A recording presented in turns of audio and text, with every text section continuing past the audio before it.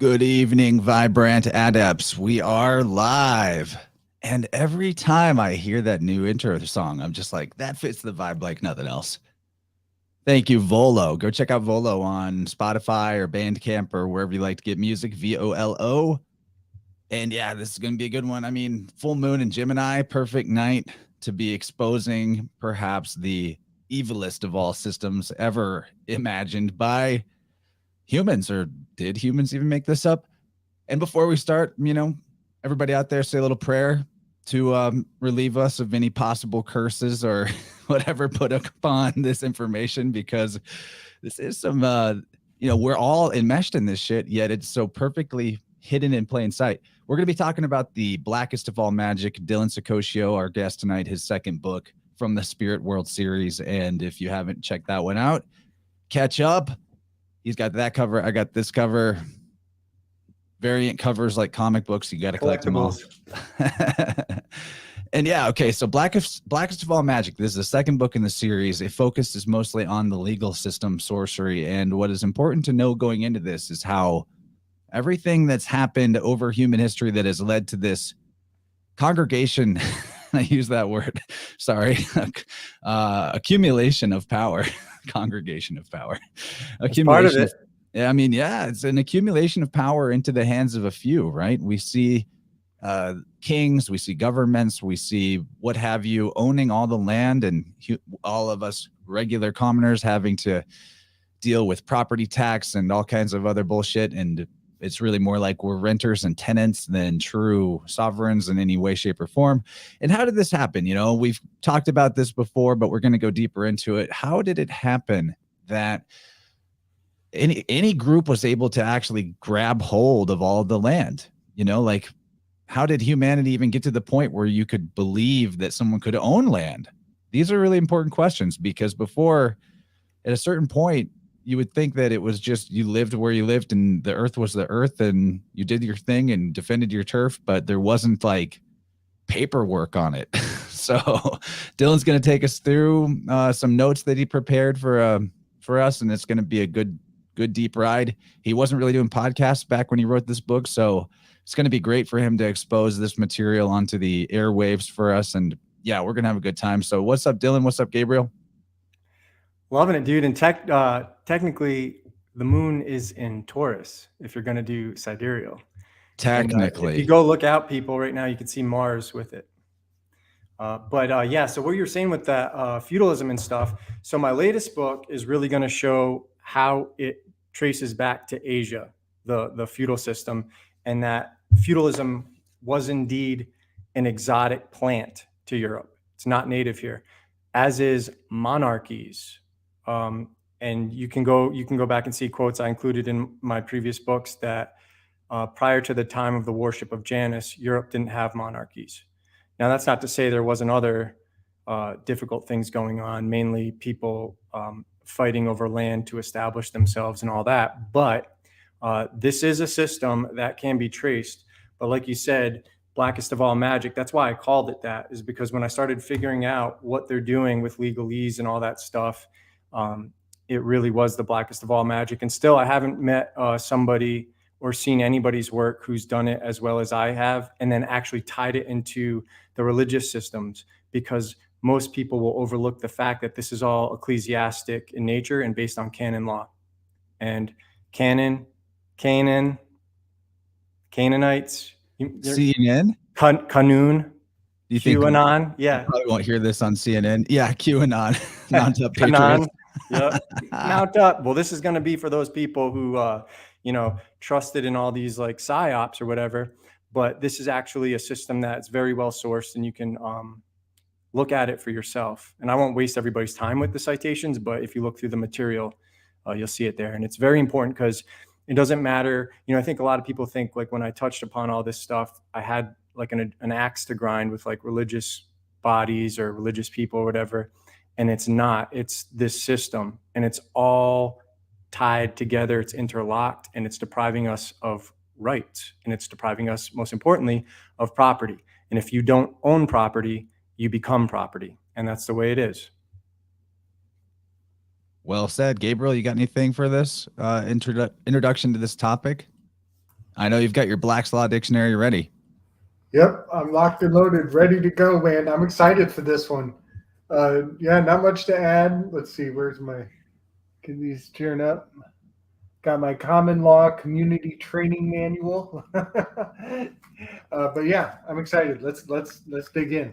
Yeah, and feel free to jump in, you guys. I just got a lot of material, so I can go as fast or slow as you want. And if we don't get through, if it's, the time runs down, whatever, we can just do another episode and pick up where we left off. It's not a big deal at all. I've got this very succinctly mapped out. Okay, cool. You hear that, Gabriel? Jump in if you got observations. Right on, right on.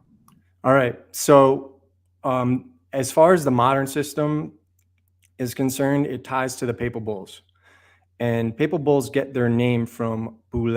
I know not a lot of people are familiar with that word. It means council, but it's a play on the word Baal, which would be spelled B-A-A-L. Sometimes it's spelled B-O-L, and that would be Hebrew, or it would be B-E-L, Bel, in some of the older systems like Phoenician or Chaldean, which would just be B-L, but it means Lord. And so the papal bulls we're going to focus on tonight, specifically, the first one is Unum Sanctum, meaning one holy, or the first express trust. And it was created on November 13th, 1302 by Pope Boniface. And in it, it claims every human creature is subject to the Roman pontiff. This we declare, say, define, and pronounce to be altogether necessary for salvation. So it essentially declares Pope to be the king of the world, and he rules all humans and is above human judgment, and that those conditions are literally necessary for our salvation. You'll also see things in it like this one and single church has one head and not two. Another quote from it is, if the supreme power, which is the papacy, and in my fantasy series, I joke about it being the paper C because it's all tied to this legal fiction thing. If the supreme power deviates, it can be judged not by man, but by God alone. It also states that every human creature, like I said, is subject to the Roman pontiff. This we declare, say, define, and pronounce to be altogether necessary to salvation. And so then the next papal bull that they got us with would be Romanus Pontifex. And I don't know if I said this, but Unum Sanctum means the one holy. So I want to point out too, people use the word deviate as just to change in the modern, but in the older sense of the word, deviate means to turn aside from the common or right way. So, they're saying that if they're not following what's right, they're still not answerable to anybody in this Unum Sanctum. Correct.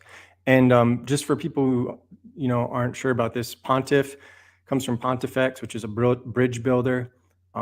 This goes into the old Roman system, and the fact that it's still in the Catholic system. Catholic means universal because it is and always has been a product of the church. And a lot of people will say that, they'll profess their love for Catholicism or Christianity or the church, and they set it up as though this was a really good, well-intentioned system that then got corrupted. And it's actually the exact opposite. Everything they say, people corrupted Christianity, it's the exact opposite. They're always projecting what they did. Christianity corrupted what was good. And it's very observable. And in the latest book, book 6, when it comes out, I'm going to really take some gut shots and expose that Christianity comes directly from the therapeuti, which are the healers, the miracle workers, also known as the ascent. Yeah. So, and that's all Egypt. And who are they? Well, they're a Jewish Buddhist sect from the East. It's beyond observable, but the ignorance in these spaces, due to the religious hexes that everybody's running, it makes them unable to see this system. And if you can't see the system, there's not a damn thing you can do about it to either unsubscribe from it yourself or make others aware of it. And that's really what we need. We just need to bring awareness to it, because once there's enough people that are displeased with it, then we'll change into something else. But it's always going to be an offer. It's all of this is based on contracts. One of the astrological breakthroughs that Chance and I have had, thanks to John McHugh in his work with the Lumashi, is he's pretty much pinpointed the Pegasus Square as the origin of agreements, contracts, the papacy. We're pretty sure that the entire Pegasus Square might represent the bridge, that the pontifex is riding upon. Apparently that square was in the old tongues. It meant like the tablet, and it's the Garden of Eden. It's this wellspring of knowledge.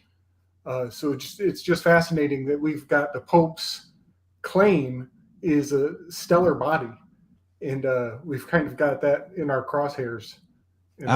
Completely got it in our crosshairs. John McHugh will be on with us live, or with me, live on Sunday night. Oh, snap. And I have a feeling we're going to talk to him more than once, but we're covering, I believe, the nativity story and where that lives in the stars, and how that has roots much older than Christianity, going to Hinduism and even the Sumerian, Babylonian, Akkadian system. Right. If there was such a thing as Babylon, that looks a lot like Troy and Rome and astrotheology as well. Totally. And I'm excited to be able to expose him to some of our arms of this research, because he's done some amazing stuff from his end in the Middle East. Big time. And so that one fact alone, Dylan, is really gratifying for this the papacy, because of the rights. It's got the four corners make the right angle, or the right corners of the Pegasus Square.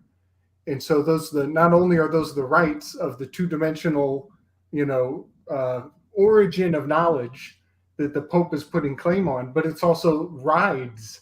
The horse, you ride on this white horse of Pegasus.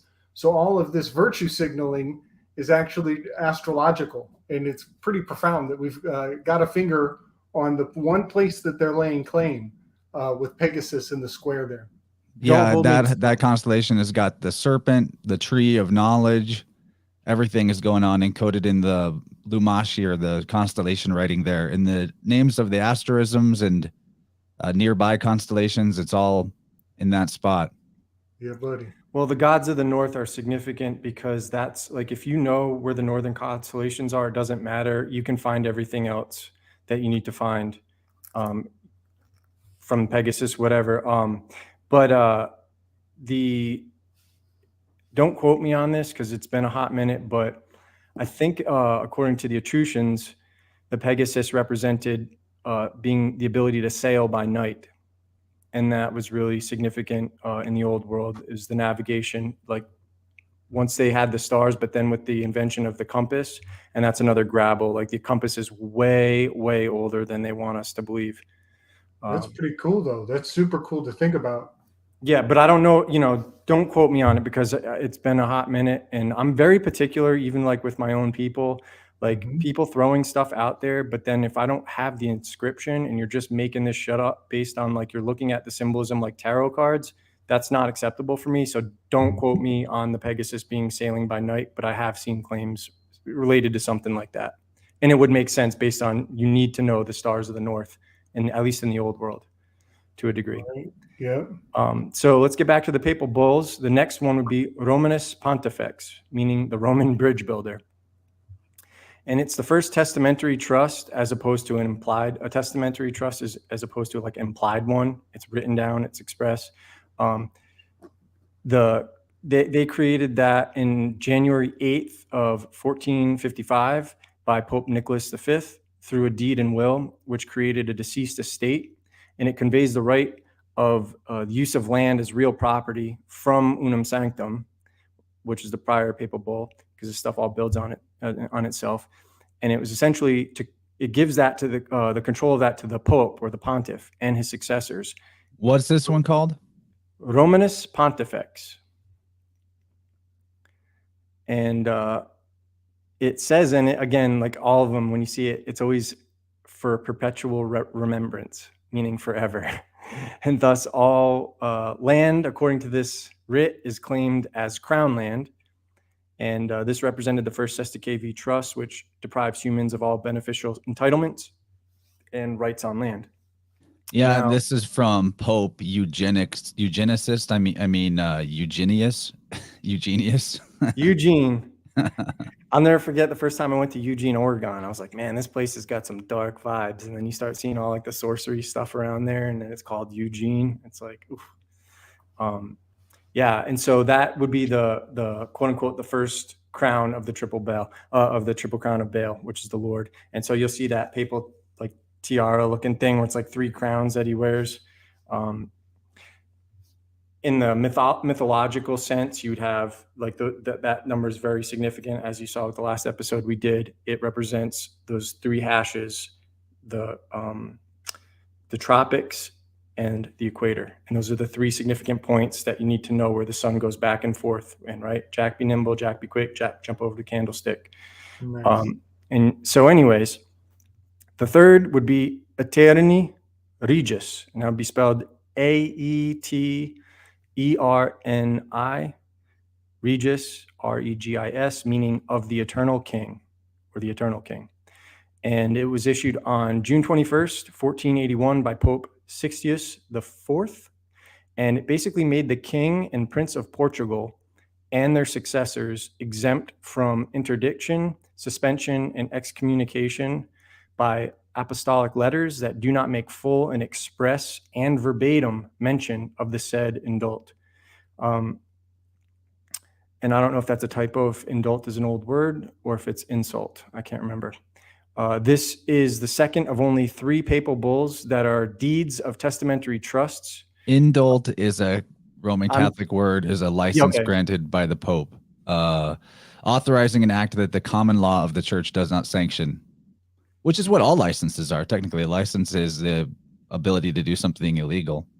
Perfect. Thank you for being on the spot with that, because it's been a hot minute since it's been years since I looked at this stuff, because this is the stuff that really made me angry that I had to kind of let go. It's like, I just got to put out what I know and let it go and let other people deal with it, because it gets my blood boiling. Yeah, buddy. But this is the second of only 3 papal bulls that are deeds of testamentary trusts. It's called the Crown of Aragon. It is the highest sovereign and steward of all Roman slaves subject to the pontiff. And it corresponds to the second Sesta trust regarding the birth certificate, which condemns us to perpetual slavery on the Roman quote unquote citizenship. And so that would be the Crown of Aragon would be the second crown of the triple crown of Baal, of that of the Commonwealth. And for those who don't realize, like, the reason these locations are significant, Portugal, Spain, this is all like the Iberian Peninsula. And so in the latest book, you'll see how that plays into the Phoenicians and all that stuff, and where this system comes from and how it was able to spread like it did. And it was through the Maritime Empire. And if you look at, like, even in older English, they spell the word sea like S-E-A. They spell it as S-E-E. So the Holy See is also the Holy See as in S-E-A in maritime. And that's why you look at these maritime admiralty law, Lex Rhodia, whatever, you know what I mean? The law of the seas. Rhodes is just another goddess of the sea, right? Like Rhode Island is the ocean state. So this is also coming from the Watchers. So when we're talking about the sea connection, what you see and the sea of stars above it's an interrelated concept. I want to have you talk more about the Triple Crown and symbolism related to the Triple Crown, what that is, before you move into the third part of it. Yeah, so that if you just look up, let me see. If you type in Triple Crown, see what comes up. It's a paper. Of course, the freaking racing comes up. Let's see, Pope, Triple Crown. So everyone just types in Triple Crown of Pope. Yeah, you'll see it. It's a papal tiara, and you don't really see him wear it too much, but the symbolism, again, it's related to the Trinity, the thrice great aspect of the sun, because the sun is different it doesn't matter which part of the world you're in, unless you're close to the equator. There's 3 significant times of year that matter. And it would be between those tropics and the equator, right? And that's how you know when to, like, plant, when to harvest, all that stuff. And back then, that's, your life your empire depended on that because you needed to be able to grow farinaceous grains or starchy grains so that you could feed people spread out and that you didn't have to rely on like hunting and gathering and all that other shit. And so that's the common denominator. But so that's other stuff that symbolizes that, like the fleur de lis. Yeah. And there are other symbols that you can think of. So just so people know, I'm going to address this on Crow on December 12th, because we had talked about the Berbers and stuff, and we didn't get to like Mauritania and like that part of North Africa. That's observably Phoenician, which are Celtic, because if you look at the DNA tests of the Berber, they're a match for those in Finland. And also like the Sami language, which is kind of similar to like, I wouldn't be surprised if it came from the Samnites in Italy or if it came from Samos in Greek. I don't know. That's a thread that I'll have to pull a little bit further. But North Africa and Europe was Celtic.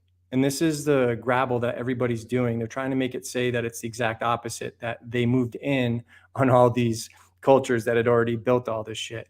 And so when you look at Ethiopia, Egypt, it's observably Indian, right? That all comes from India. And so you had this blend in these regions of Celtics and India. Go ahead, Gabe. You're going to say something? Or are you just waving? I'm just waving it. Okay, I just want to make sure, like, please cut me off and jump in, you guys. If there's anything like, No, have at it for sure. So just to the fleur de lis, well, Lisus is lion. So look this up, everybody. It's Lixus. You can do that on Wikipedia. It's an old Phoenician town in Mauritania. Mauritania, they say, means land of the Moors, but Maur is Phoenician for Lord. That's where Mars comes from. Prince, great. It means Prince, great, and Lord. Which basically means that it's the same word as Baal. Yeah. And you'll see that in the British, like the rulers, they'll all have these like versions of that encoded in their name. It's really interesting.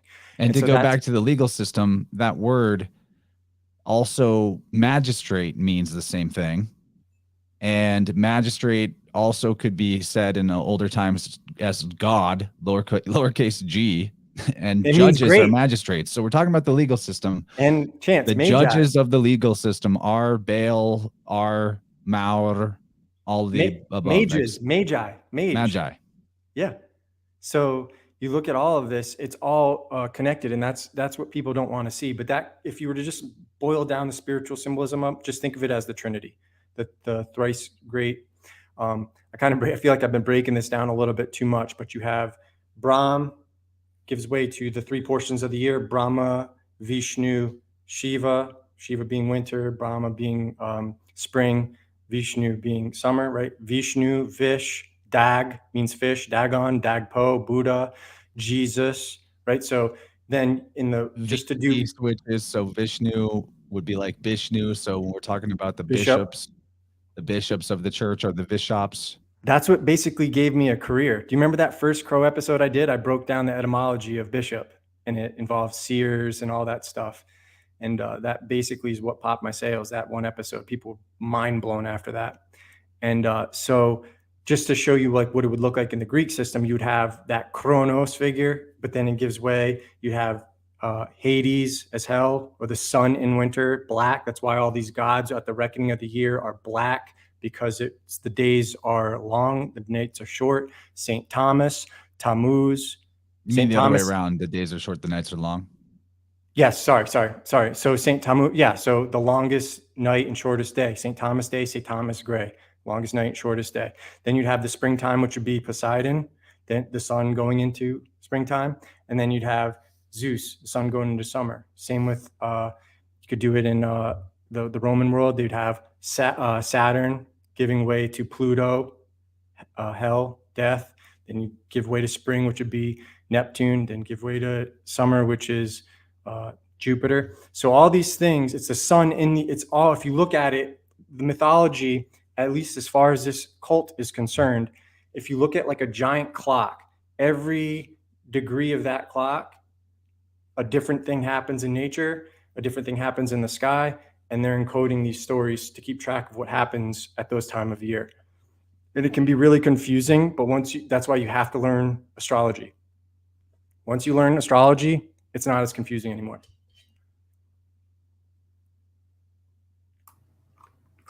I love it. Shall I continue? Yeah, man. Fire away.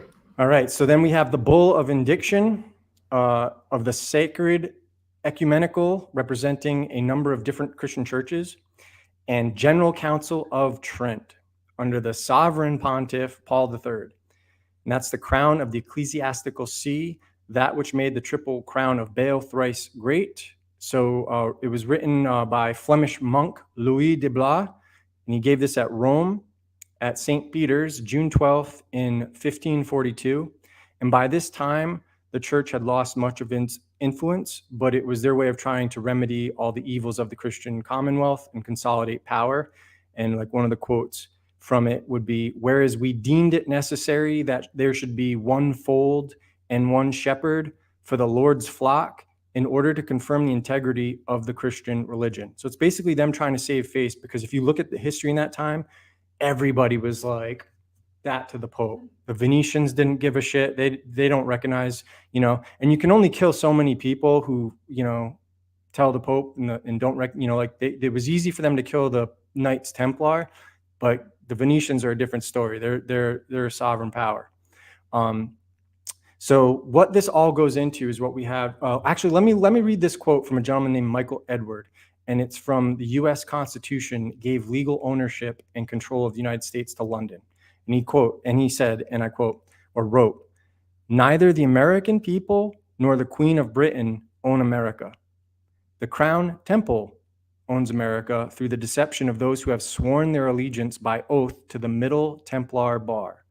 The Crown bankers and their Middle Templar attorneys rule America through unlawful contracts, unlawful taxes, and contract documents of false equity through debt deceit, all strictly enforced by their completely unlawful but legal orders, rules, and codes of the Crown Temple courts, our judiciary in America.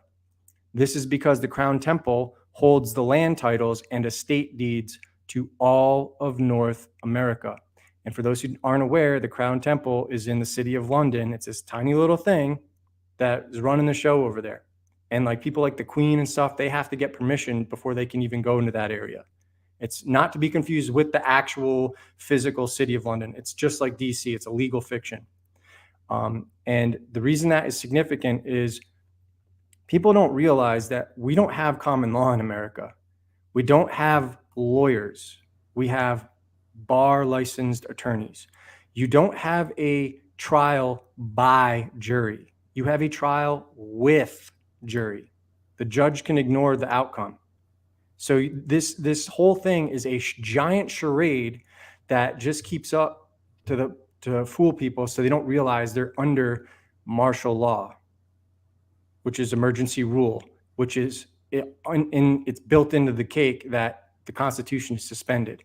And in order for martial law to end, a formal peace treaty has to be drawn up. And no formal peace treaty exists abrogating the martial law that was declared in 1862 prior to the Civil War. That's how far back, like they've got us by the balls for a really long time. And that's what's going on. So when you're ready, go ahead. Jump in. A couple of things. First of all, where do judges come from? Like, where's the judge school? I've never heard of someone like, yeah, I'm going to college to become a judge. Like, where do you even do that? But I don't know. To me, that's very mysterious. I guess I never looked into it, but that's kind of more of a joke. I'm also wondering just for the audience though, that's where, so that word Templar, that is where that comes from. That was that was dedicated to the part of the clergy that did that, the Templars. They were responsible for all that stuff, the judicial stuff. So that's where it originally is created. Yeah. And when I looked up the word order, there were many interesting definitions to the word order, one of which was the Knights Templar are one of the central orders, the original orders of secret societies, but it also talked about the 9 heavenly realms, the 9 heavenly echelons, and it talked about the 9 justices of the Supreme Court. And I just find it quite fascinating that, all of these, ancient systems and modern systems have that dependency on the 9. Gabe, and that 9, it goes back to the Areopagus in Greek. It's the 9 archons. That's what the Supreme Court is modeled after. And for the audience's benefit, Adios is Ares, but back then it was the god of war, the sun, because it comes from Egypt. That specific name, Ares. But then they switched it around with Latin, so now Aries means ram, but it's still encoding the Rama, even though it means like a male, like a ram, like a male sheep or whatever. Nice. Wild. You know what's bar when you read it like Hebrew, guys? Rab? Son. Bar. If you just, or rabbi, teacher, but like just bar, bar and ben are the same word, means son. Oh, I was just getting at the whole rab bar, if you invert it. But, back to that quote, what was the guy who wrote that? His name is Michael Edward. Yeah, that was a really good quote. I wouldn't mind if you could break down some of the terminology or some of the, meaning behind the quote for, people that this isn't something that they're versed in, legalese and some of these vocabulary words like equity. Yeah, so basically they own everything that's valuable. So what they've done with this system is they've created a system of where it's like those who really thrive in it, they own nothing, but they control everything through trusts. And so when, if you, your house, Chance, if you bought your house in your name, anyone can look you up and find out where you live, because that's all public information. When your house is owned in a trust, you are not the owner of it. So your name is not going to be associated anywhere near it. You don't own anything. So if anything ever happens with you, your business, you put your business in the trust, right? People can't sue you because they don't like something you did and try to get claim on your property, because it's all belonging to a trust and the beneficiary, you know what I mean? So they can't, it's not yours. Like when I worked in financial services, we used to give people something called a variable universal life insurance policy. And what it is you pay into this life insurance. But the difference between that and term, for example, is term, you have to die by a certain date. And I know this is a long-winded, but what I'm trying to show you is the way this system works. So by you paying into this, say you have $1 million policy, you then at some point in your life can start borrowing from it. And because it's a loan, it's tax-free. And so if you don't pay it back, then that's just what won't go to your beneficiary. So you could just take the whole thing, never pay it back, and then your beneficiary gets nothing. And that's the whole point. But this is how you circumvent everything, because you can't be sued for it because it belongs to your beneficiary, but you're in control of it. So this whole system is like that, if I were to try to explain it. So the unlawful contracts and stuff, unlawful taxes, well, they're not based on, when I was a realtor, you have the first thing about contracts is they have to be voluntary, and they have to be full disclosure. They can't be under duress. You can't be entered into a contract without your knowledge. And so that's what they're doing. If you look at our system, it's statutes are not laws. And I'm going to get to this. I was going to get to this, but just to on the fly, statutes are based in penal code, the root of which is penalty. And penalties are what one party pays or forfeits due to their inability to uphold their obligations in a contract. It's business. So they're basically saying, with all this capitis diminution, this is what we're about to go into.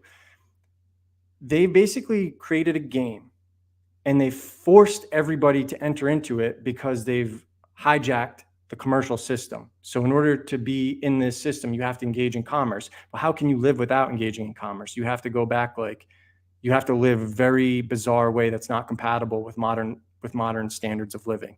And some people are willing to do that. But the reality is they've created a system that in order to participate, you have to agree to all these contracts, but none of the contracts are in full disclosure. And so they're all void. So that's what he's saying. Unlawful debts or through debt deceit, right? And you could go into looking at a billing statement, for instance. It's a billing statement. It's not a bill. It's a statement. Just in California that we used to have, I don't live there anymore, but they used to have those like those red light cameras. And it would take pictures of everybody. So like when you went through one or whatever, you'd get a picture of yourself in the mail with a fine. But here's the deal. It's not from the DMV. It's from a collection agency. It just looks official. So it was totally unconstitutional. But as long as people paid it, there's no crime. It's like, well, you paid it. It's like a scammer. And eventually they overturned and ruled as unconstitutional, and they had to get rid of them or stop having, but they do all kinds of shit. And the best way to think of this is they assault you with contracts. And this system is all, like I said, through the papal bulls, it's all owned by the pontifical system. And they own that crown temple, if you will. The crown, Kronos, Corona.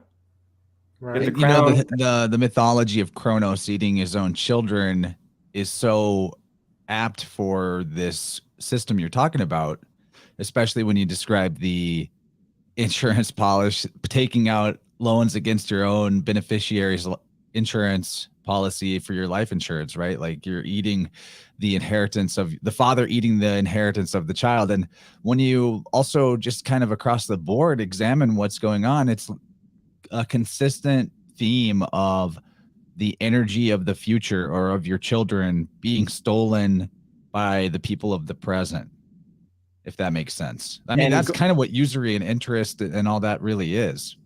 Yeah. And think about this. Kronos, like you're seeing that this is the priests who, as you rightfully brought up, observe the stars. That's their job. Kronos, literally kro, time, gnosis, the knowledge of times, the knowledge of cycles. And they're the ones that have this. So it's a serious system, but the problem is it's really difficult to expose because the majority of people in this country are, to some degree or another, religious. Well, even the religion that is like the mythology of this nation, nationalism is used as a religious hex as much as anything else. And not that I don't love this land and the people and want actual freedom for everybody, but my point being that just if you believe, none are more hopelessly enslaved than those who believe that they're free. Yeah, and that's kind of why like our forefathers were like really adamant about like you have to stay vigilant. There is no letting up. You don't ever get to go and let your hair down anymore because there's always going to be people trying to enslave you. And this is the thing that a lot of truthers can't get across their head. They want to live in this idealistic world where people don't conquer each other. But the extent of your freedom is only going to be based on how well you can defend it from those who aggress upon it. And it doesn't matter how good of a person you are. If you don't have the means to protect yourself, eventually some immoral person who doesn't look at the world the same way you do, who doesn't recognize morality or anything else the same way you do, doesn't give a shit, is just going to come take what they want from you. And you have to either be able to defend it and stop them, or you're going to be, your property is going to be taken. You might be made a slave, or even worse, you'll be killed. Or maybe being a slave is worse than being killed. I don't know. But this is the reality of the natural law. The natural world is brutal. It is survival of the fittest. And we live in a system. The good thing about the system is it's allowed the most useless, soft, non-productive people to thrive and beat evolution. And like people are getting like 500 pounds and they're still alive. They're still able to, like, total abominations of nature are still be able to live and thrive in this system. So that's the one thing that it does that's good, I guess, in a way for some people, is a lot of us would not be alive if this system didn't exist to protect us from the natural world. Well, that's a good point, because the origin of the system is actually rooted in that very thing, where the non-productive, non-physically capable, these were the watchers or the priests. They would basically set up systems to trick the people who would do work into doing the work for them. And it just got more and more elaborate from there. Yeah. And that's one of the things that like Mark Passio harped on, is like, that's the way the system absolves itself or circumvents that, like those those consequences is they don't actually do the violations of natural law. They fool other people to do it. And so the other people are the ones that experience the consequences and the suffering that comes with breaking those natural laws, right? Like George Bush is not suffering from post-traumatic stress disorder, you know, but all those soldiers that went over there, look at how many of them kill each other or kill themselves every day. You know, you went over there and decided to kill for these dark occultists. Nobody put a gun to your head and said, join, right? So that's, you know, that's something that going back to this, why this is so significant for contracts, and that Michael Edward quote, I wonder if he's related to Rob Edward. Imagine that. Okay, so we've broken down the papal bulls that make the system thrice great, if you will, and these relate to the City of London, which is legal fiction inside of the place that we call London, separate from it, and then Washington D.C. is a branch of it, and then the Vatican City. Those are the three legal entities that are independently nestled within other countries that sort of comprise also another aspect of this Triple Crown. Correct. And so now we're going to bring it back to Washington, D.C., right? Because this is Capitis Diminutio and or Diminutio. So Washington, D.C., with no constitutional authority, the District of Columbia was created. And in this book, I'll show you how Columbia is in fact Lucifer, but that's for another time. It's a state within a state. All of these things are. And it's got its own separate form of government. And this was done through the Act of 1871, a deal with the City of London Corporation, which is the Crown Temple, established by the Catholic Church. So let's make no mistakes. The City of London Corporation was established by the Catholic Church in 1855, which not only converted the U.S. into a corporation, this Act of 1871, but it put us into everlasting debt to the Pope. And the City of London, like I said, is not London. Just like Vatican City in Washington, D.C., the City of London is a city-state independent of the country it's in and with completely different laws. So what temporary freedom Americans thought they had in 1871 when their Constitution was the Constitution for the United States of America, that ended because it was changed to the Constitution of the United States of America in Capitis Diminutio Maxima, which is all capital letters. We'll get into that, what that means in Roman. But DC operates under private international law, not common law. The United States, in Capitis Diminutio Maxima, is a corporation governed under Roman civil law and maritime admiralty law. This ties into the divine right of kings and the law of the sea. But which sea? As I said, it's the Holy See. S-E-E and S-E-A are spelled exactly the same depending on how far back you go in English history. Now, those papal bulls were necessary because the common law, we needed to observe them because the common law that Americans thought gave them freedom was actually a system of laws that made them willful slaves to the dark occultists of Rome. And it's in the word common, which comes from comito, meaning commit, begin, engage, forfeit, incur, plus muni, which means performing services, receiver of duties, as in communis, having munia, duties, offices, or privileges with others, or munis, someone accomplishing a task. And the reason this matters is because privileges are not rights. And so if you engage, commit, or incur burdens, obligations, services, etc., what are you? You're a servant. And if you're not aware of the service you are being made to engage in, then what are you? A slave. You guys want to jump in before I continue? I love this. Everything is, yeah. This is the fundamental problem that's been in play for this long. It's so fascinating how long ago it was put in play and how solidly we've actually got a beeline on, what needs to be fixed. This is great, man. Keep laying it down. Awesome.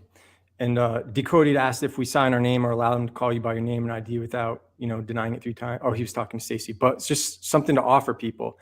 I sign everything ... VC, and you blend it in with your signature.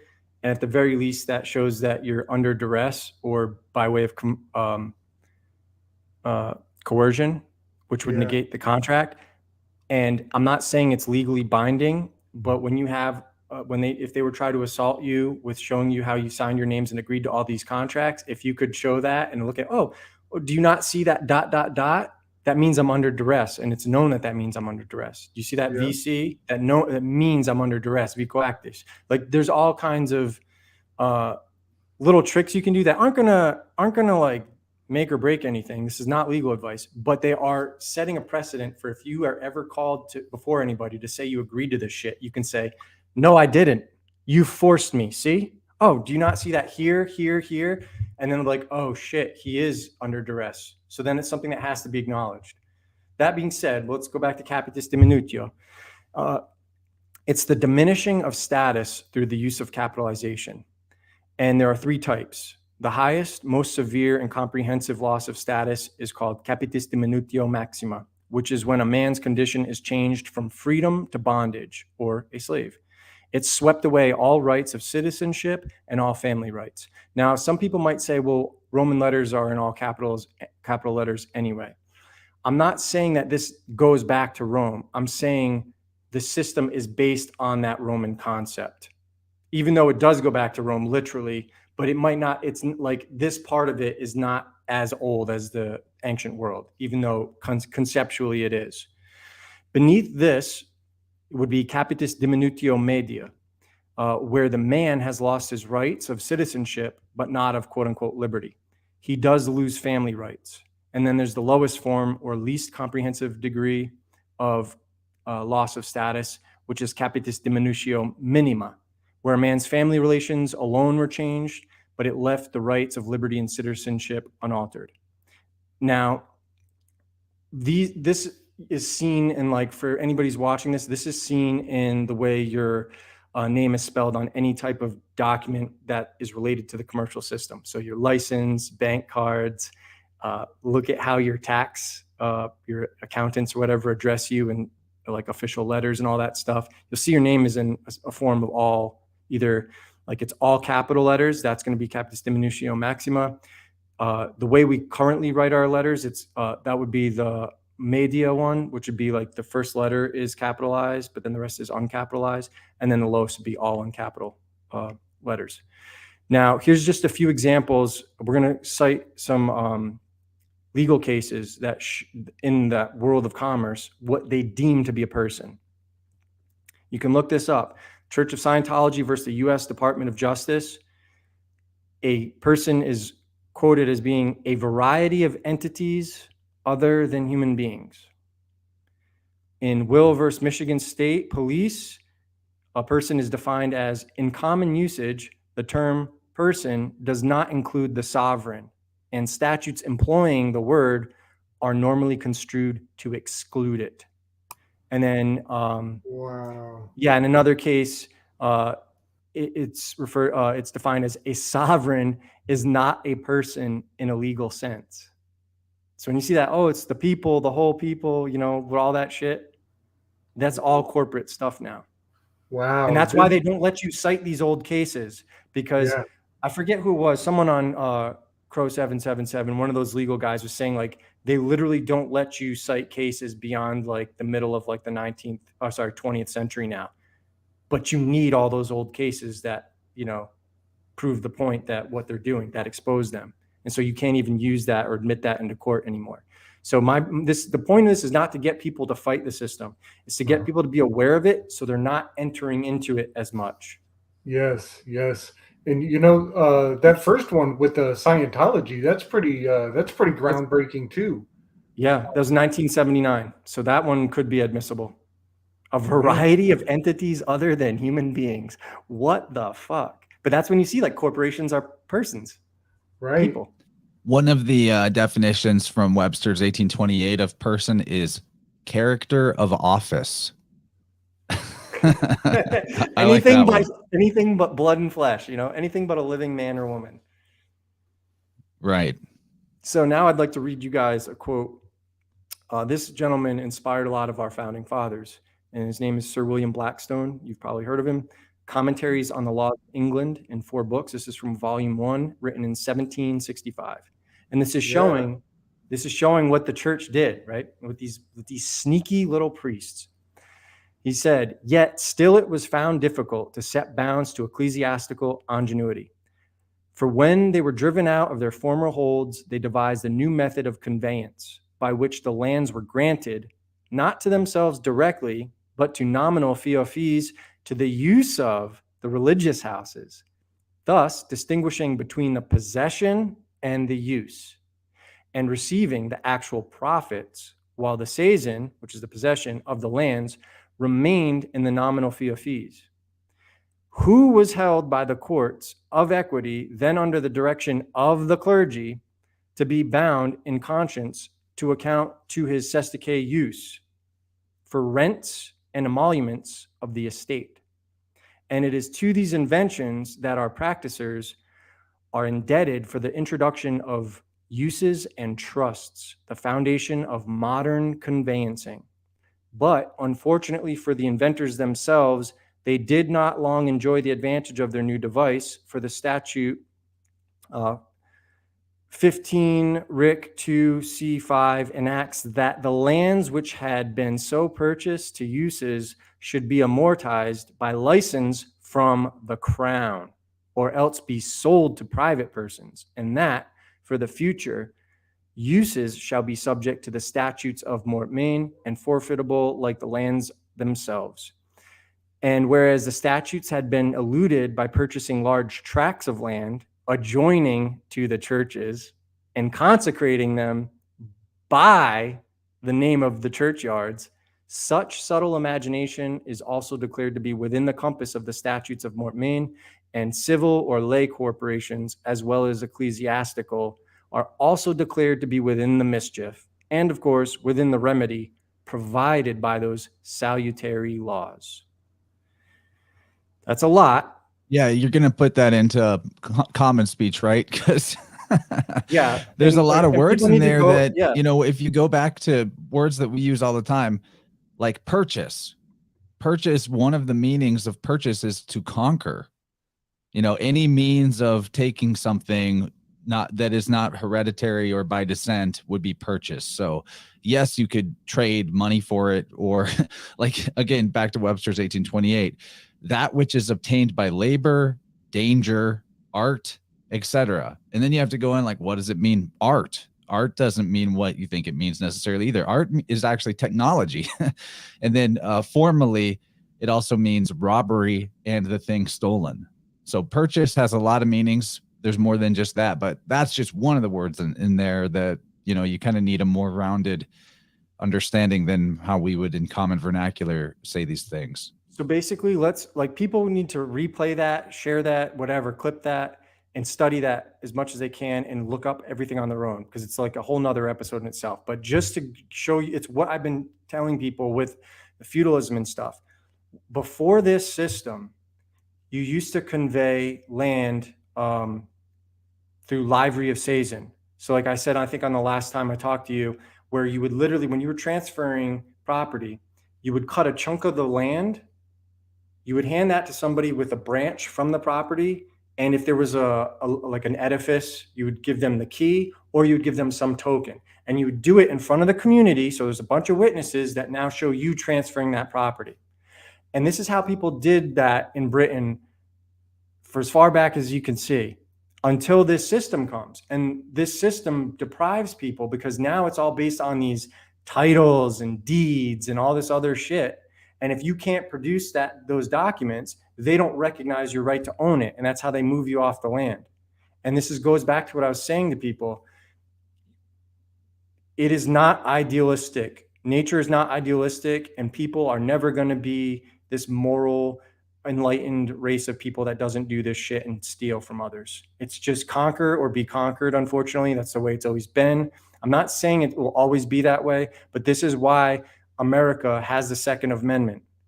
And every person, and the way this country was formed, has an obligation to be the militia. It's the whole populace, the whole people, before people was turned into a corporation. So you had the responsibility of defending your local area from foreign and domestic threats. And that's what you need. And that's why they want to get rid of our Second Amendment. And it's to make us vulnerable to this type of shit, because they've done it before, they'll do it again, and that's why they hate America so much. So let's go into what a CQV is, or Cesta KV Trust. I call it. Can we backpedal back to that quote, that long quote you read a little more? If I understood it correctly, it was referring to the church owning property, right? Like it goes back to these papal bulls, like monastery style. Yes, it goes back to everything. The monks, right? Frank Almoine, sorry, right? Lamoine, it's the monks. And who are the monks? Well, I just told you at the beginning, they're the therapeuti. That this ecclesiastical system was already in place. A bishop for every church before Christianity was even invented. Comes from Egypt. It's observable. And if you're not listening to perverts and degenerates invert history on you, you'll see how the therapeuti become the Christians. Not the other way around. Christianity wasn't this like amazing, the church wasn't this amazing institution that got corrupted. It was corrupted from the beginning. And so this is how they own everything, based on the religious case going all the way back to India, declaring ownership of the land, the souls, and the property. And then also this idea that they have a divine right to rule based on being descendants of all these fictitious biblical characters, which never existed. So that's why I had to go into Spirit World and get into this religious stuff, because it's all about defeating the presumption. There's no such thing as a Semite. There's no Shem. There's no Noah. There's no Moses. None of them. Not a single one of them. Jesus, Socrates, Pythagoras, Muhammad, not one work left behind.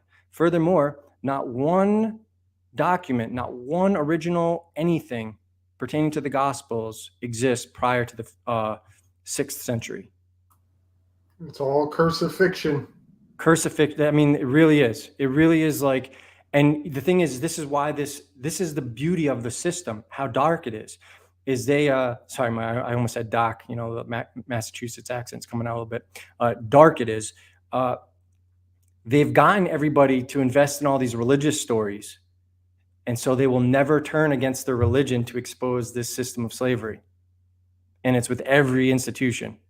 And that's why it's important to expose the mythology and stuff. That's why I had to do the series the way I had to do it. Because if you don't defeat those presumptions, then this, all the royalty, especially in Britain, claiming to be from Japet, all the people in freaking Islam claiming to be descendants of Japet, you know, enslaving black people because they're saying, oh, you're descendants of Ham. And that means, you know, Noah cursed Ham to slavery and his prodigy to slavery. So you're all black and that means black. So we get to enslave you, and it's biblical. And when you can defeat these presumptions, you see how vicious it really is. And that's what's bringing me to book 6, which I show what the Inquisition did to the Americas. And that will make your stomach turn. Like, reading about this shit literally makes me nauseous when I see, you know, even though nobody's innocent, I see there's the wickedness that human beings have done to each other throughout history. It's hard to look at it and not be like utterly revolted. But hey, we've got to get through it. We've got to confront it. And once we can, you know, confront it, everybody will be well. We can abrogate it. Right. And there's nothing that has inspired more wickedness than religious fervor. Yeah, nobody's killed more Christians than fucking Christians. Why don't you look up St. Bartholomew's Massacre for those who want to see, like, you know, what Christians have done to Christians based on just different interpretations of forgery, nonsensical, fake scripture. Yeah, I mean, that name Bartholomew has all the same letters of Brith Mila in his name. That's no coincidence whatsoever. You know. Yeah, and also abrogating this religious government. Never was there actually a separation between church and state. I think helping people break the religious hexes on themselves will also actually bring out what is valuable from the traditions and the systems. In what ways there are actually valuable moralities to be had, in what ways we can see the hand of the creator in our nature by understanding and like knowing nature for what it is, instead of through the veil of mysticism that makes reality seem unreal because it doesn't conform to these mythological religious frameworks that people have in their mind. Like, I think that this, what we're talking about right now, that human beings have been bred for generations to believe fiction as reality, is why you see such a popularity in doctrines like simulation theory and dumbass sci-fi narratives that people want so badly to believe is actually the world they live in, because of how, I don't know, how much cuties flicks they watch or something. Yeah, and just look at the people who put out this like simulation. Always ugly. Honestly, dude, if somebody's not living the life you fantasize about, don't listen to their worldview, including myself, right? But a lot of these people, you look at them and they're absolute abomination, sorry excuses for the divinity of man. And that's why they're constantly manifesting this shit. But and they're abominations. I'll tell them. I think my name is Dylan Saccoccio. You can find me anywhere you want. All you pushing that simulation garbage, you're abominations. I couldn't agree more, man. And what you said too is absolutely the way that I do business as well, in terms of like what I let my intuition lead me to check out is entirely, you know, the messenger does matter. I think it was the like ugly gamma male priests of the ancient world that inculcated this belief of like, oh, it's not about the messenger, it's about the message. Yeah, he gave a great sermon. You know, it's too bad that he diddled 3 of the kids, you know, after church, but you know, we'll look past that because it's good for the community to have a strong spiritual leader. And you know, you should consider the health, the vitality, the aura, the vibrance, and the life of the individual that you're choosing to you know, taking information from. And if you have to like defend the person purveying the information and you get all religious about it, like I see happening with certain simulation theory pushers, whenever they're criticized, people come out of the woodworks like, Joe, just give him a chance, he was framed. Yeah, we have a descendant of John Proctor who was hanged after the Salem witch trials for witchcraft by the religious zealots, right? They hang everybody that doesn't agree with them. Anyhow, you ready to get on to the Sesta KV Trust and other stuff? Keep going? Yeah, I think we can keep going here. Yeah, so the Sesta KV Trust, you stopped me, but basically it's a temporary testamentary trust based on presumption, wherein the beneficiary of the CQV is entitled to receive rents, payments, and profits of the land and or estate. Now, the beneficiary may appoint someone as the trustee, because the trustee and beneficiary cannot serve 2 positions in a single trust. A trustee cannot also be a beneficiary. The beneficiary may direct rents and profits of the land as he shall choose, consistent with the trusts or the trust, and the trustee is bound to execute them. And so what you see a lot in this legal world is how people are recognizing that, oh, the judge is trying to trick you to be the trustee, so then he as the beneficiary can dictate what you need to pay, right? So go into all that legal stuff for better, you know, there's a lot better people that are actually fighting that in the system. I don't do that. My goal is just to make people aware of the system so they could avoid it. Now, the original purpose, though, isn't as bad as you'd think. It was the CQV was originally to form a temporary estate for the benefit of another due to an event or a state of affairs or a condition such as someone being lost at sea or otherwise, and thus assumed dead after 7 years, which prevents the person from claiming its status as living, competent, and present. Additional statutory presumptions were added to deal with the simultaneous deaths, minors, incompetence, private companies, mortgages, and bankrupts. So since 1933, when a child is born in the United States, that's all capital of the corporation, 3 Cestui Que Vie trusts are created under presumptions. The person or the corporation on the birth certificate is a slave to Rome under this black magic. And they do this through your driver's license, your social security account number, your marriage license certificate, your bank account, and all other means by which you engage in commerce. So, and to be clear, it's the person, as in the legal fiction with the all caps name, that is the slave.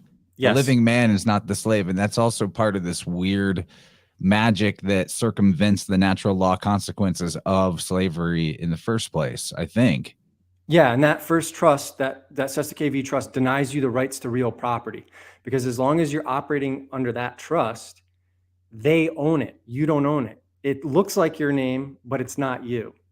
And so they're tricking you to pay on behalf of it and be liable for everything it does in the commercial world, but that's what they have jurisdiction over. So the second CQV trust is the live birth record. And that's where they imprint, they used to, I don't know if they're still doing this, but in the old days, you could see like they would imprint the baby's foot in ink and impress it upon the contract. And so this is what's the bottom of your foot called? The sole. Right. So the first step that you take is on the paper C. You're walking on water before you ever step foot on the ground. Damn. Right. I like that. And just a fun weave that we had in the past month was that birth and tribe are anagrams for each other. Oh, no shit. Yeah. So your birth certificate is almost like your tribe certificate. Interestingly enough, that birth, someone mentioned it in the chat earlier, but I didn't want to slow it up. But since you brought it up, a ship sits in its birth, B-E-R-T-H.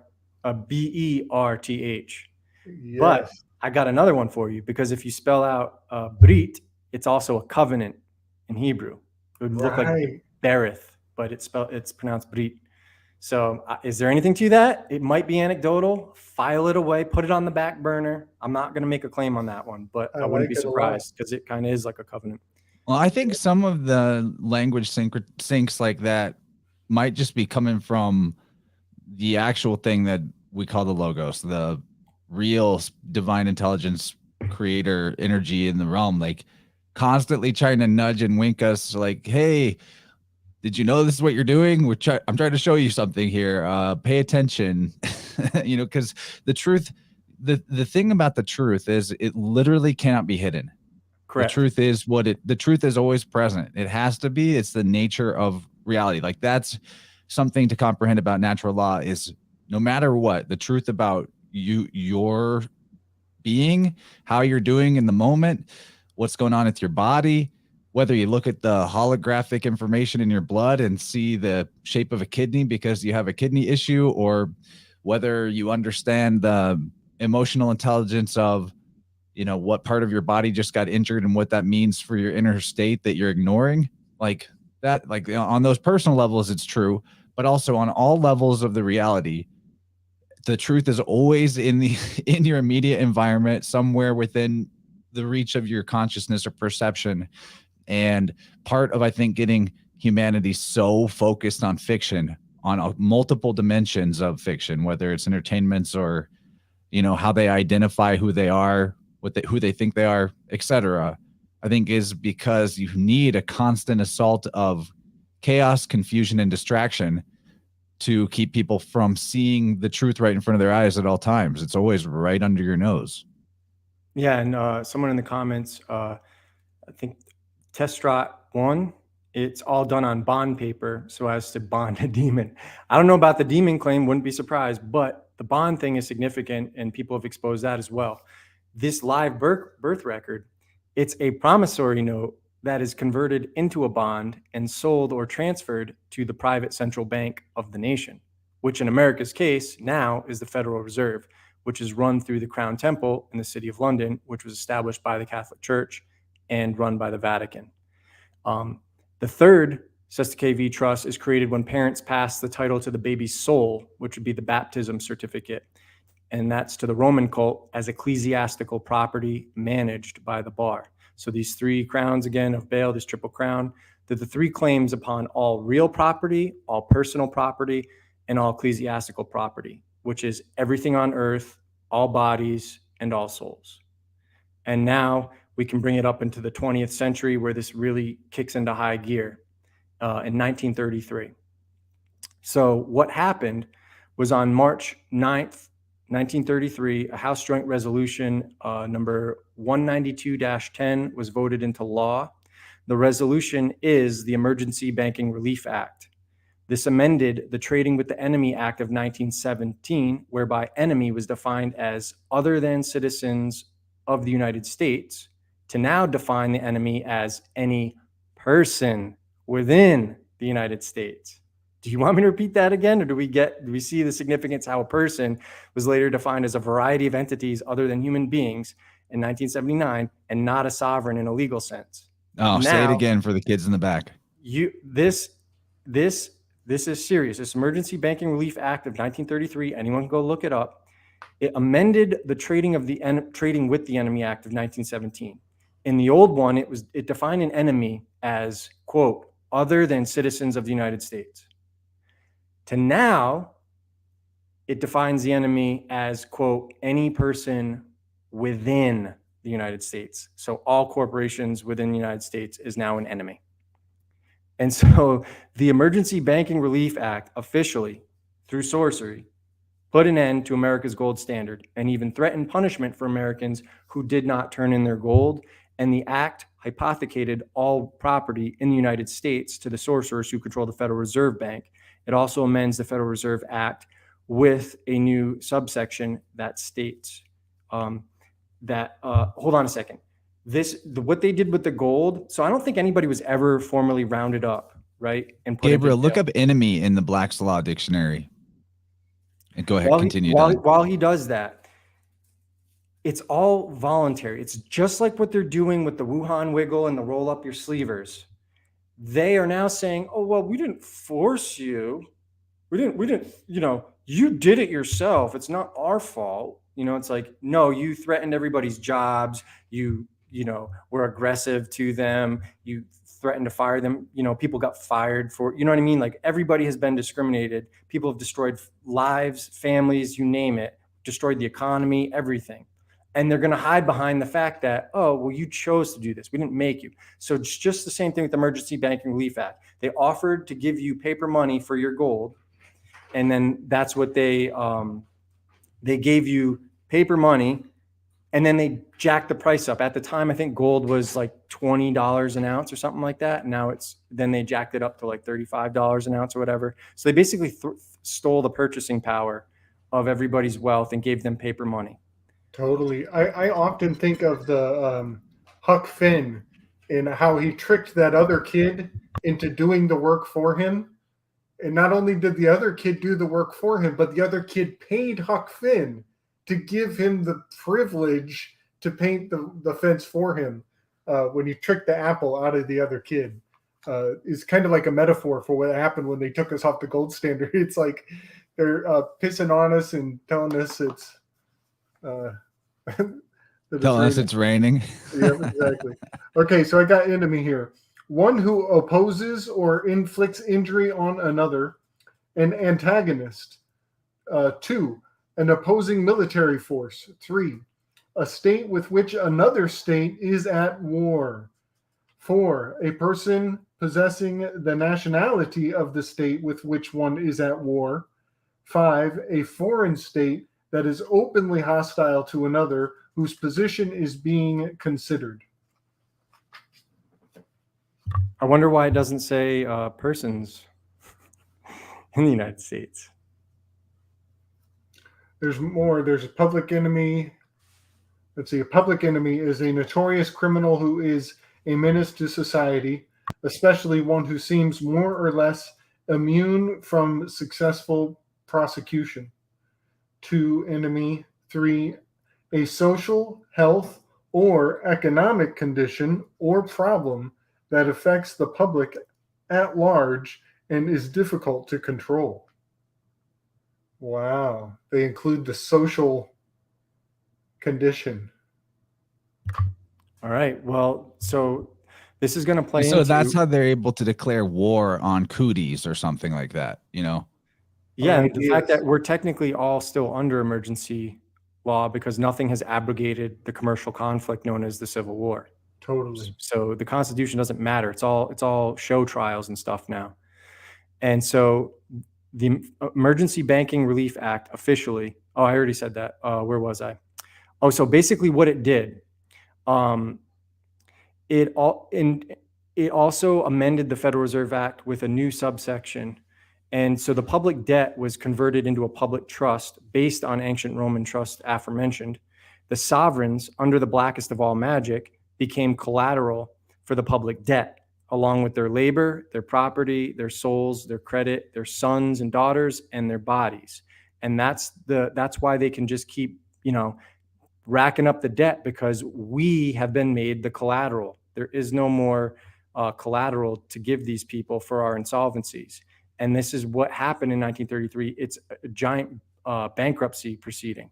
And so for that, this is the speech that I really wanted to read because I've never heard anybody say it succinctly. So I'd like to just get through the speech first because it'll be a great clip if people want to clip it. And it's an honor to James Trafficant Jr. from Ohio. And he's a legend. He's one of the best patriots we have in this country. And so what he said on March 17th, 1993, addressing the House. You're starting this at 1 hour, 19 minutes in, 9/11. Oh, geez, don't get me going on that. Squirt, squirt, squirt, squirt. Anyways, in honor of James Trafficant, this is what he said. Mr. Speaker, we are here now in Chapter 11. Members of Congress are official trustees presiding over the greatest reorganization of any bankrupt entity in world history, the U.S. government. We are setting forth, hopefully, a blueprint for our future. There are some who say it's a coroner's report that will lead to our demise. It is established fact that the United States federal government has been dissolved by the Emergency Banking Act, March 9th, 1933, declared by President Roosevelt, being bankrupt and insolvent. This was in joint Congress in 73rd Congress in session, June 5th, 1933, joint resolution to suspend the gold standard and abrogate the gold clause. And that dissolved the sovereign authority of the United States and the official capacities of all United States government offices, officers, and departments, and is further evidence that the United States federal government exists today in name only. The receivers of the United States bankruptcy are the international bankers via the United Nations, the World Bank, and the International Monetary Fund. All United States offices, officials, and departments are now operating with a de facto status in name only under emergency war powers, which is martial law. With the constitutional Republican form of government now dissolved, the receivers of the bankruptcy have adopted a new form of government for the United States. This new form of government is known as a democracy, being an established socialist communist order under a new governor for America. This act was instituted and established by transferring and or placing the office of Secretary of Treasury to that of the governor of the International Monetary Fund. Gold and silver were such a powerful money during the founding of the United States of America that the founding fathers declared that only gold or silver coins can be money in America. Since gold and silver coinage were heavy and inconvenient for a lot of transactions, they were stored in banks, and a claim check was issued as a money substitute. People traded their coupons as money or currency. Currency is not money, but a money substitute. Redeemable currency must promise to pay a dollar equivalent in gold or silver money. Federal Reserve notes make no such promises and are not money. The federal United States government and the United States Congress were not and have never been authorized by the Constitution for the United States of America to issue currency of any kind, but only lawful money, gold and silver coin. It is essential that we comprehend the substitute. One cannot get rich by accumulating money substitutes. One can only go deeper into debt. We, the people, no longer have any money. Most Americans have not been paid in money for a very long time, perhaps not in their entire life. Now do you comprehend why you feel broke? Now do you understand why you are bankrupt along with the rest of the country? Federal Reserve notes are unsigned checks written on a closed account. Federal Reserve notes are an inflatable paper system designed to create debt through inflation, which is the devaluation of currency. Whenever there is an increase of the money supply of a money substitute in the economy without corresponding increase in the gold and silver backing, inflation occurs. Inflation is an invisible form of taxation that irresponsible governments inflict on their citizens. The Federal Reserve Bank, who controls the supply and movement of Federal Reserve notes, has everybody fooled. They have access to an unlimited supply of Federal Reserve notes, paying only for the printed costs of what they need. Federal Reserve notes are nothing more than promissory notes for the U.S. Treasury securities, T-bills, a promise to pay the debt of the Federal Reserve Bank. There is a fundamental difference between paying and discharging a debt. To pay a debt, you must pay with value or substance, i.e. gold, silver, barter, or a commodity. With Federal Reserve notes, you can only discharge a debt. You cannot pay a debt with a debt currency system. You cannot service a debt with a currency that has no backing in value or substance. No contract in common law is valid unless it involves an exchange of good and valuable consideration. Unpayable debt transfers power and control to the sovereign power structure that has no interest in money, law, equity, or justice because they have so much wealth already. Their lust is for power and control. Since the inception of central banking, they have controlled the fates of nations. The Federal Reserve System is based on canon law, and their principles of sovereignty protected the Constitution and the Bill of Rights. In fact, the international bankers used a canon law trust as their model, adding stock and naming it a joint stock trust. The U.S. Congress has passed a law making it illegal for any person to duplicate a joint stock trust in 1873. The Federal Reserve Act was legislated post facto to 1870, although past post facto laws are strictly forbidden by the Constitution. The Federal Reserve System is a sovereign power structure separate and distinct from the federal United States government. The Federal Reserve is a maritime lender and/or maritime insurance underwriter to the federal United States, operating exclusively under Admiralty maritime law. The lender or underwriter bears the risks. The maritime law compelling specific performance in paying the interest or premiums are the same. Assets of the debtor can also be hypothecated, which is to pledge something as a security without taking possession of it, as a security by the lender or underwriter. The Federal Reserve Act stipulated that the interest on the debt was to be paid in gold. There was no stipulation in the Federal Reserve Act forever paying the principal. Prior to 1913, most Americans owned clear allodial title to property, free and clear of any liens or mortgages until the Federal Reserve Act, 1913, hypothecated all property within the federal United States to the Board of Governors of the Federal Reserve, in which the trustees, stockholders, held legal title. The U.S. citizen, which is a tenant or franchisee, was registered as a beneficiary of the trust via his or her birth certificate. In 1933, the federal United States hypothecated all of the present and future properties, assets, and labor of their subjects, the 14th Amendment U.S. citizen, to the Federal Reserve System. In return, the Federal Reserve System agreed to extend the federal United States corporation all the credit money substitute it needed. Like any other debtor, the federal United States government had to assign collateral and security to their creditors as condition of the loan. Since the federal United States didn't have any assets, they signed the private property of their economic slaves, the U.S. citizens, as collateral against the unpayable federal debt. They also pledged the unincorporated federal territories, national parks, forests, that's a big one, all of our national parks, forests, birth certificates, and nonprofit organizations as collateral against the federal debt. All has already been transferred as payment to the international bankers. Unwittingly, America has returned to its pre-American Revolution feudal roots, whereby all land is held by a sovereign and the common people had no rights to hold allodial title to property. Once again, we the people are tenants and sharecroppers, renting our own property from the sovereign in the guise of the Federal Reserve banks. We the people have exchanged one master for another. This has been going on for over 80 years without the informed knowledge of the American people, without a voice protesting loud enough. Now it's easy to grasp why America is fundamentally bankrupt. Why don't more people own their properties outright? Why are 90% of Americans mortgaged to the hilt and have little or no assets after all debts and liabilities have been paid? Why does it feel like you are working harder and harder and getting less and less? We are reaping what has been sown, and the results of our harvest is a painful bankruptcy and a foreclosure on American property, precious liberties, and a way of life. Few of our elected representatives in Washington, D.C. have dared to tell the truth. The Federal Reserve, the federal United States is bankrupt. Our children will inherit this unpayable debt and the tyranny to enforce paying it. America has become completely bankrupt in world leadership, financial credit, and its reputation for courage, vision, and human rights. And this is an undeclared economic war, bankruptcy, and economic slavery of the most corrupt order. Hear, hear.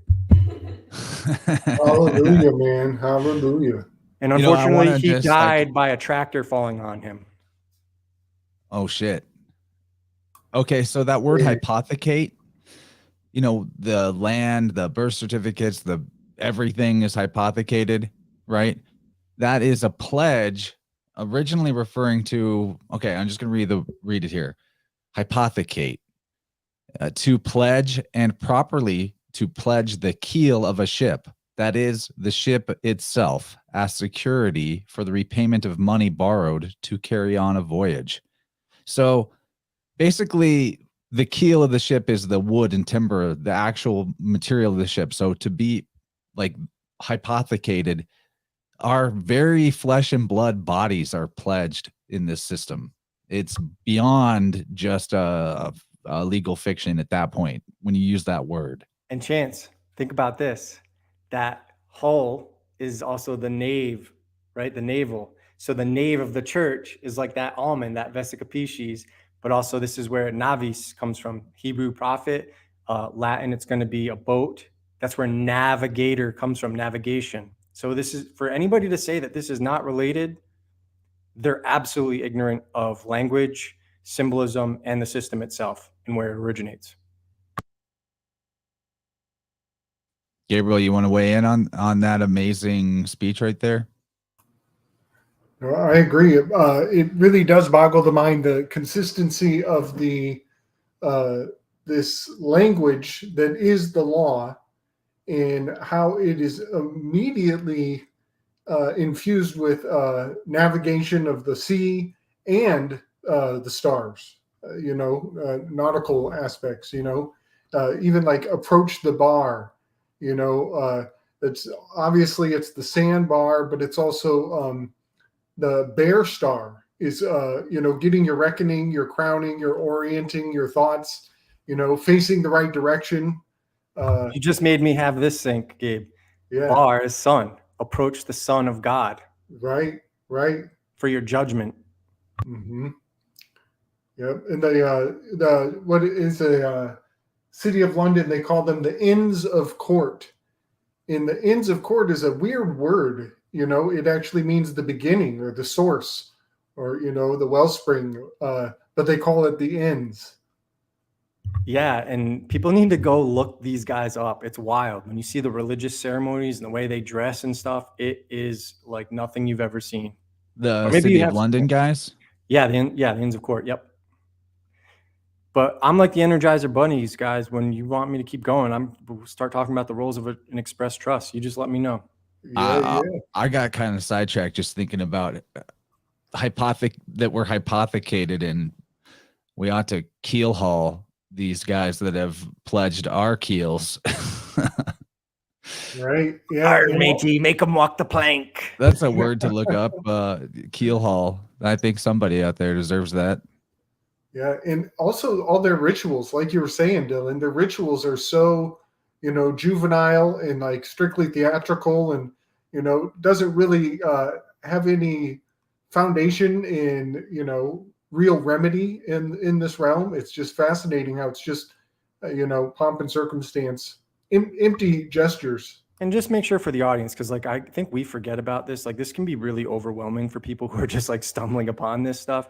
Yeah. None of it's binding. It's all a legal fiction world. It's not It's just the system that we're in, and that's what they're tricking us to participate with. You technically don't have to participate in it, but then the things you have to do to give up to not participate in it are too much for the average person, myself included. So it's like the system is totally occulted. It's not consensual. And that's my problem with it. And the fact that they prevent you, like a lot of people always argue about what currency needs to be the reserve currency. And they're missing the point that there should not be a world's reserve currency. There should be competing currencies, and it's called freedom. And you can buy and sell whatever you want to buy and sell in. You want to trade some milk for something, you want to trade some cattle, you're just going to have to deal with the perishable nature of those goods. And don't be whining when, you don't have any serious money that actually lasts a long time and preserves wealth.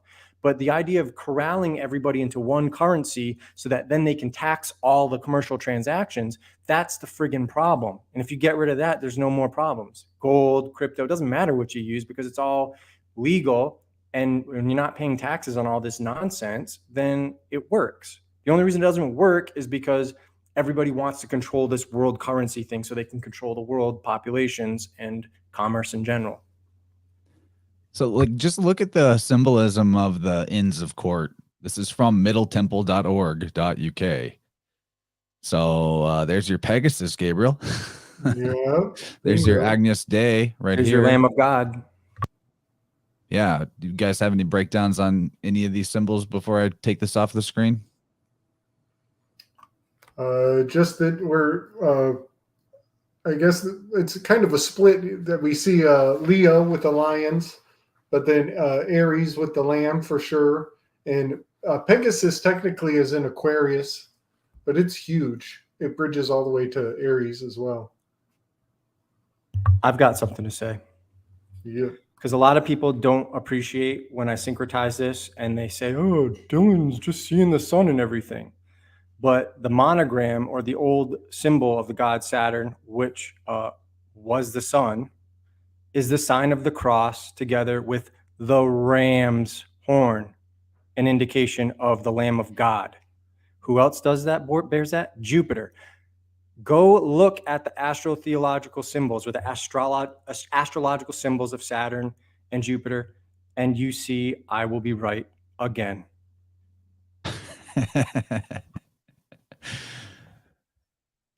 All right, buddy. You got more notes, right? Yeah, we're not done yet, but it's up to you guys.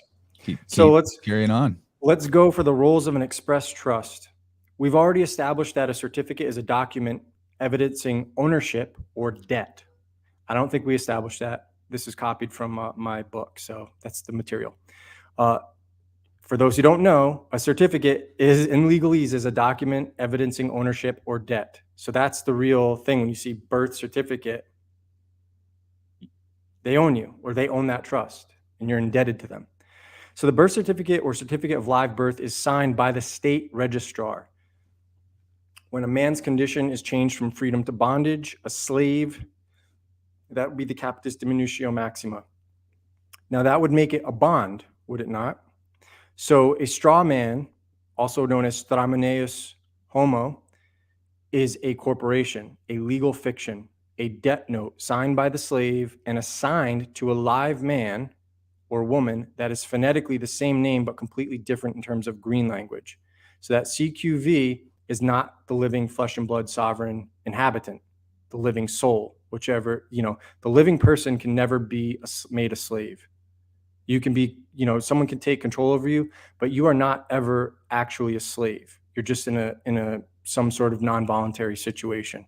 But slavery, masters, they don't actually exist in nature. And so an express trust consists of three parties. The first is the grantor, which is the creator or the truster. You have the trustee, and then you have the beneficiaries.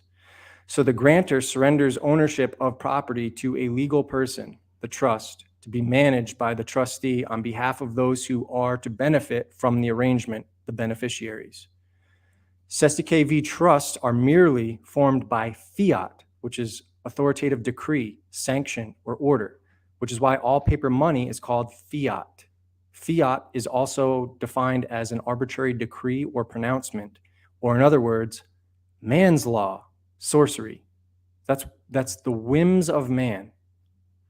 And so this is from ex parte Frank Knowles in the opinion of the court. By metaphysical refinement, in examining the form of our government, it might correctly be said that there is no such thing as a citizen of the United States, but constant usage arising from the convenience and perhaps necessity and dating from the formation of the Confederacy has given substantial existence to the idea which the term conveys. A citizen of any one of the states of the Union is held to be and called a citizen of the United States, although technically and abstractly, there is no such thing. To conceive a citizen of the United States who is not a citizen of some one of the states is totally foreign to the idea and inconsistent with the proper construction and common understanding of the expression as used in the Constitution, which must be deduced from its various other provisions. The object then to be attained by the exercise of the power of naturalization was to make citizens of the respective states. Do you think that's air you're breathing? That's 1855, by the way, July 1855. So as of then, there was no such thing as United States citizen. This is the garbage that they've done to us. And then we get the enfranchisement, a word after the Civil War, a word that means, what is a franchise, guys? Like McDonald's? Free and choice as to which drive-through you're going to go out through. Franchise, as in you are incorporated. It's a metaphor. It's a metaphysical egregore. It's a thought form. It's civilly dead. So basically, though, by taking your right as a citizen of the United States that is granted to you by, what amendment was that? The 14th Amendment, right? Is it the 14th or the 13th? You have to look it up. Probably 14th is citizenship. Yeah. Yeah. Okay, that's cool. What it is. It turned everybody into it, because everyone thought it was like, oh, it frees the slaves, but it really just turns us all into slaves. Yeah, it was an amazing trick. And so this is from a case called Twining versus New Jersey. And this is from 1908. And it says, quote, the rights described by Mr. Justice Washington were again treated as rights of state citizenship under state protection. If then it be assumed, without deciding the point, that an exemption from compulsory self-incrimination is what is described as a fundamental right belonging to all who live under a free government and incapable of impairment by legislation or judicial system.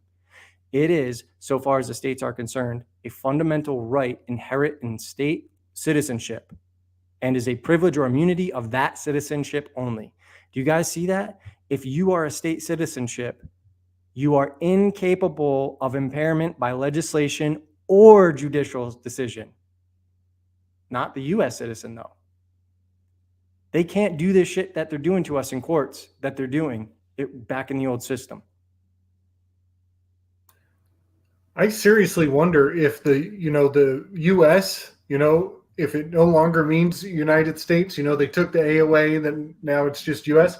I seriously wonder if it covertly connects to unum sanctum. It has to. If they're actually implying unum sanctum, I would not be surprised in the least. Yeah. So basically, go ahead. Sorry. No, I'm just thinking there's probably a strong case to make that's covertly what they're really signaling, when they use the phrase. But yeah, and I'm not the guy for that stuff because I would never fight this in their system. Like my whole thing is to avoid their system. That's what I recommend people do. But some people, they're cut out for that fight and they have that resources and they got that fire. So those are the people you're going to want to look to and see what kind of results they're having in the system. But some people get it, but the amount of fighting and bickering in it, and like there's just not one solid way. It's like everybody has quote unquote success and all these different methods that to me that's not really satisfactory yet. But that also might be just a symptom of the fact that this system is not really even internally consistent. No, it's not. That's the problem. They make the rules up as they go. I think that exactly. And they obfuscate that by all of the terms of art that the attorneys are wielding, aka legalese. It's like another language that resembles English, but it's a copyrighted, crown temple language. So it's not internally consistent, but nobody knows enough about the rules of this Grabbler football game to actually be able to, notice that it's not actually, there's no fairness to it, really. I mean, I wonder, though, if the origins of this, the idea of a trial by jury of your peers, etc., and how far back it goes into the ancient world. If it goes all the way back as far as you can see in India and Asia. That's what if there is some kind of and in Mexico, it's also in Mexico. And the fact that it goes back so far makes me wonder if it's like many other things we see where it started out well-intentioned, maybe was positive overall, and has gotten more and more corrupted as it's gone on and new rules have been added. Yeah, I think it is important to be a little bit sensitive of the times when all this stuff is written. But the fact that it goes all the way back, it goes back to Mexico, ancient Mexico. I mean, that should be raising red flags for people. What other consistencies are there between, the system the ancient Britons and ancient Indians had with what was found in Mexico by conquistadors? The religious symbolism. Like almost everything in Mexico, this next book will blow your mind. And you see like the stuff that they found, they literally didn't know how to explain how they could have all these customs and religious rites and similar, the exact same astrological calendars and their mistakes, etc. And just go, well, how did it get here? And the way they dismiss it is it's just like the church does to everybody who threatens it. Well, it's of the devil. They were given this information by the devil. So a lot of that is going to be explored in thorough depth in the next book that you're publishing, right? Yep. I mean, this book was literally just like a sidestep. Like this was going to be in that book, but it ended up being such a rabbit hole that it needed to be its own book to explain how this got to Mexico. And so like just to reiterate that case we just described between Twining and New Jersey, it means if you're a state citizen, then you're not subject to federal jurisdiction. That's DC. And since the federal United States are territories in a private foreign corporation, the United States Inc., whatever, it's operated and owned by a private entity. Well, then the United States citizens are artificial. If you look at the system, they're artificial persons. They're fictitious entities under the jurisdiction of Roman laws. They're not flesh and blood people. And so that's where like people need to realize how they've been taken off the land into this maritime admiralty system. And then it gets even worse because the 2 years after that Banking Act in 1933, they passed the Social Security Act, and the states were allotted money by the Secretary of the Treasury, provided that each state met the total number of live births as the total of the previous year's number or the most recent statistics. Quote, Section 502A. Out of the sums appropriated pursuant to Section 501 for each fiscal year, the Secretary of Labor shall allot to each state $20,000 and such part of $1.8 million as he finds that the number of live births in such state bore to the total number of live births in the United States in the latest calendar year for which the Bureau of the Census has available statistics. And people look at, well, 20 grand, what? Or $1.8 million. Well, do you know how much purchasing power that had in 1933? What it would be worth in today's fiat? If you look at annual salaries in 1935, it was $1,500 a year. In the median individual income for 2016, when I wrote this, is $51,939. So that's 34.626 times higher. That's how awful inflation is. So if your wealth is accumulated and stored in Federal Reserve notes or other fiat paper, your wealth cannot be generationally preserved. And so I would ask anybody watching, do you think you could impact the world around you with $62.3 million? That's the kind of purchasing power that 1.8 million had in 1935. And that's how the Federal Reserve steals your wealth and keeps you in generational poverty. And the fruits of your labor are made to lose their value exponentially every year after you've earned them.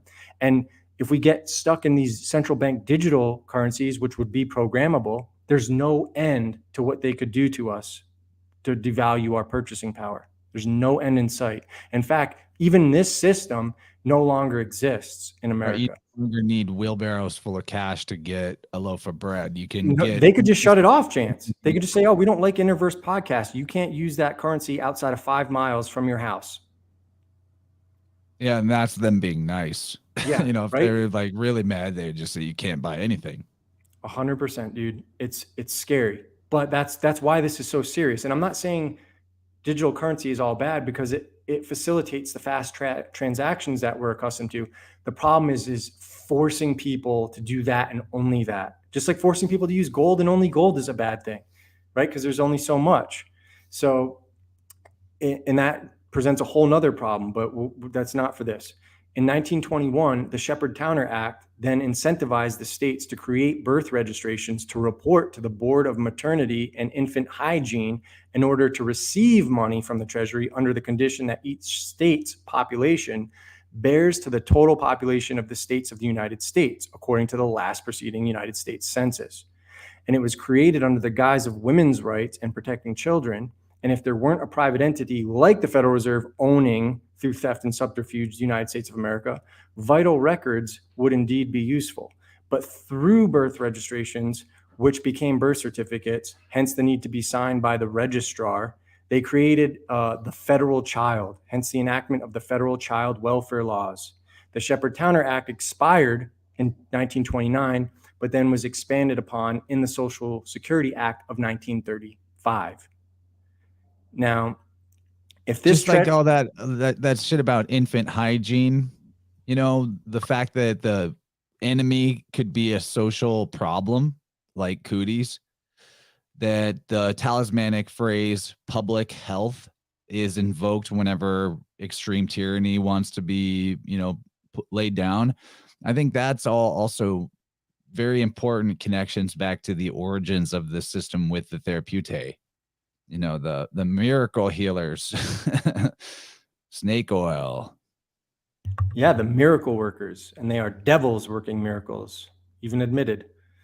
So if this treachery wasn't daunting enough, the dark occultists cast another spell to protect themselves called the Alien Registration Act of 1940, which made it illegal for any resident, which is a slave, or citizen of the United States of America to, quote unquote, knowingly or willfully advocate, abet, advise, or teach the duty, necessity, desirability, or propriety of overthrowing the government of the United States, corporation, or of any state by force or violence, or for anyone to organize any association which teaches, advises, or encourages such an overthrow, or for anyone to become a member of or to affiliate with any such association.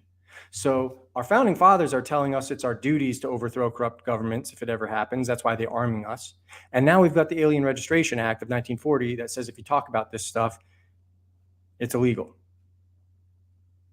You see how they're like constantly making themselves, it's that constant psychopathic, like they pretend to be the victims and projecting all their garbage onto you and make you the enemies. And you can't protect yourselves from these predators. That's what they're trying to do. And people don't seem to wake up to how serious this is. They're just like, meh. It's like so like nonchalant what's happening. And you're literally watching our country circle the drain.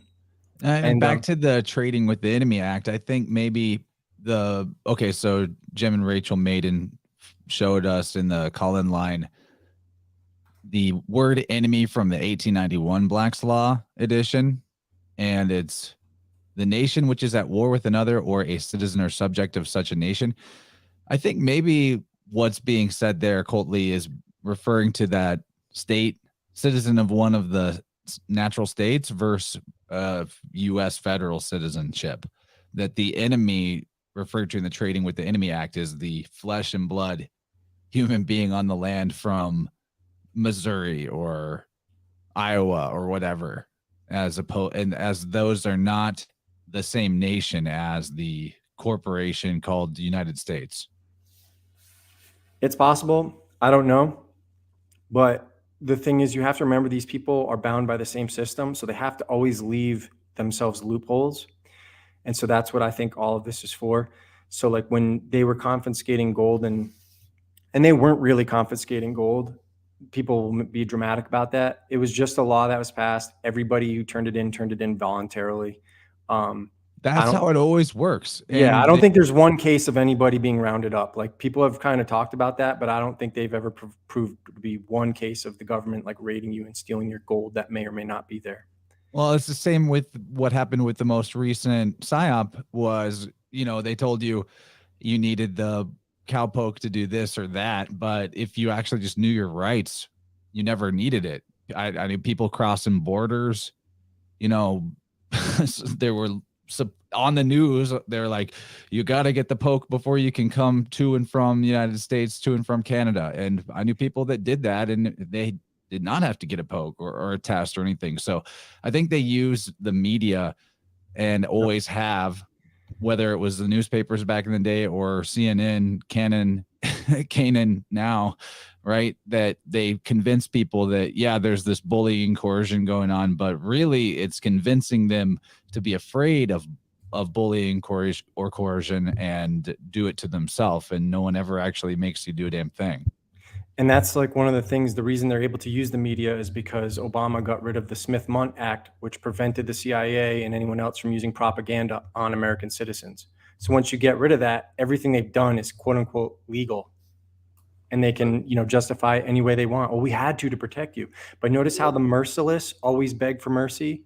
Oh, I think it's time for us all to have forgive each other for what we didn't know under the darkness of COVID. What, the Atlantic editorial. No, God may forgive you, but you need to be decorating the cities, baby, for sure, 100%. Yeah. And remember how I was saying like keel hauled, man? I'm telling you. Yeah, for real.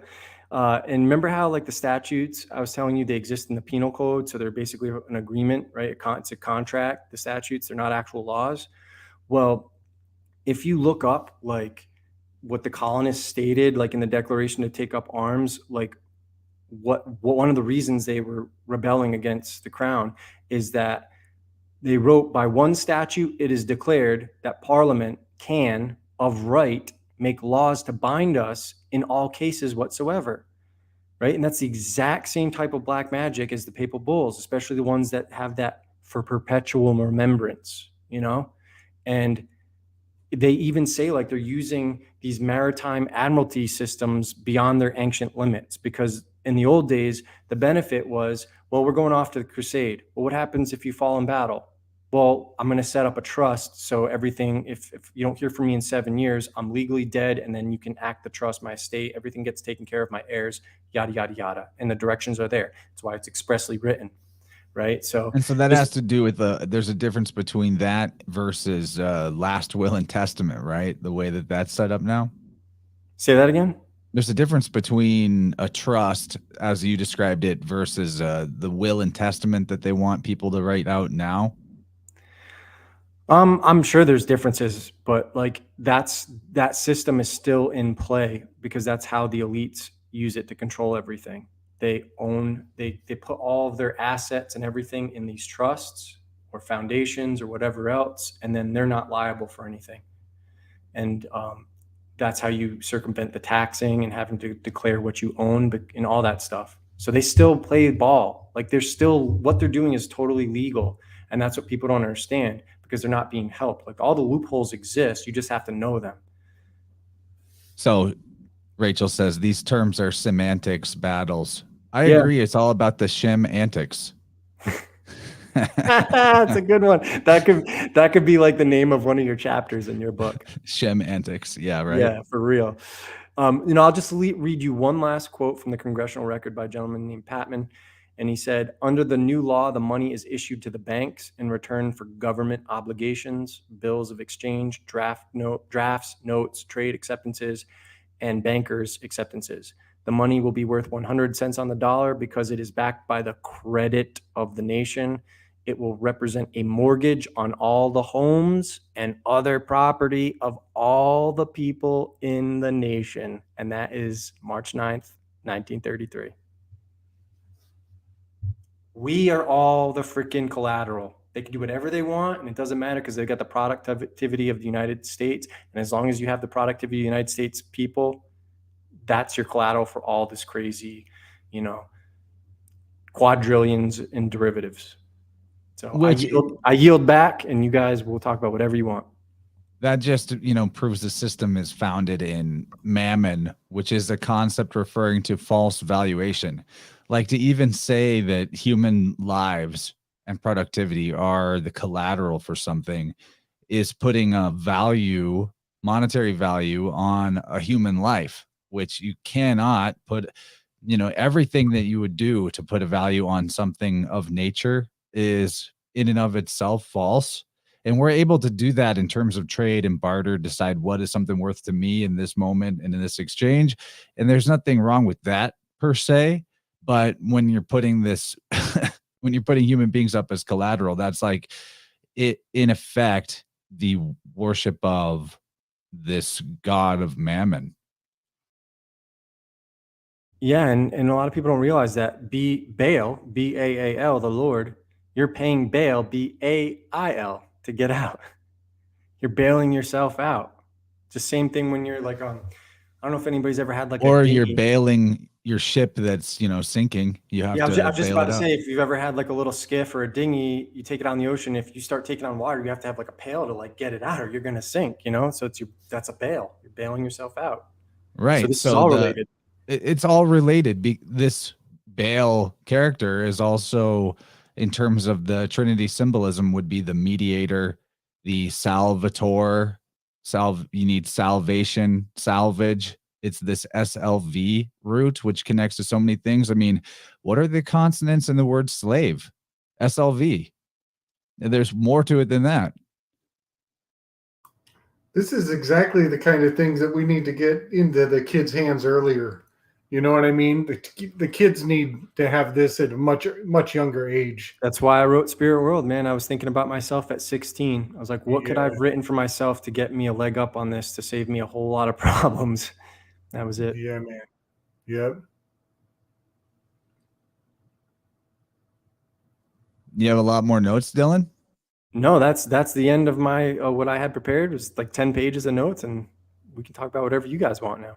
Damn, dude, that's like perfect timing. You hit the 2-hour mark exactly. That's nice. Yeah, I mean, I think that this material, it can seem complicated, convoluted, overwhelming. And Stacy said it best. Just stop playing bail. I mean, stop playing ball.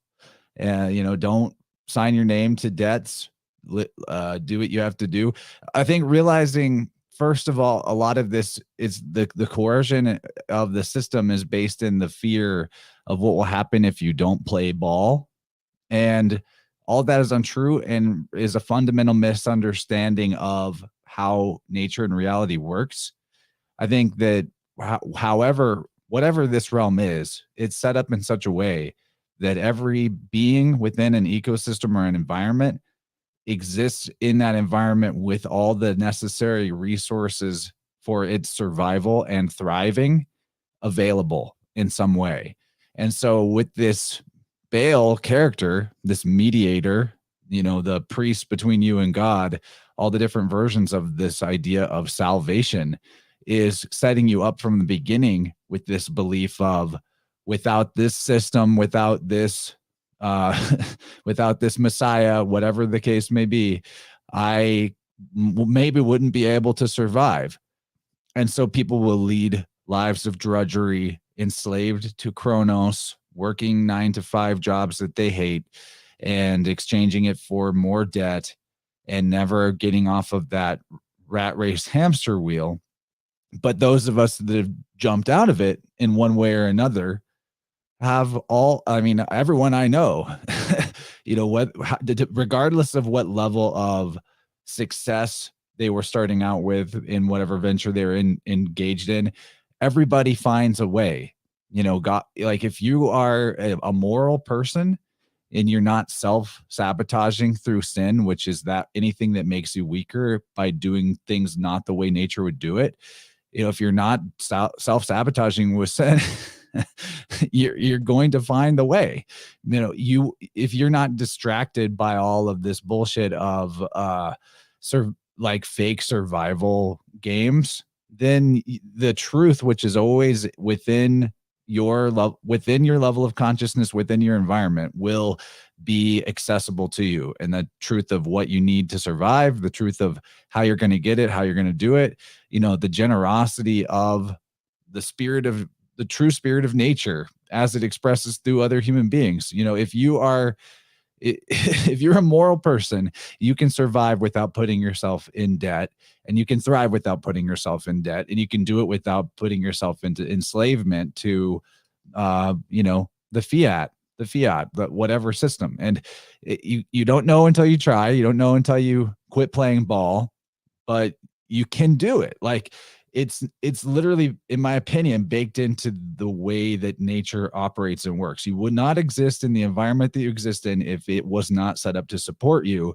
But when you go live in fake environments and cubicles and offices and doing shit that you hate, then you're playing in an artificial realm.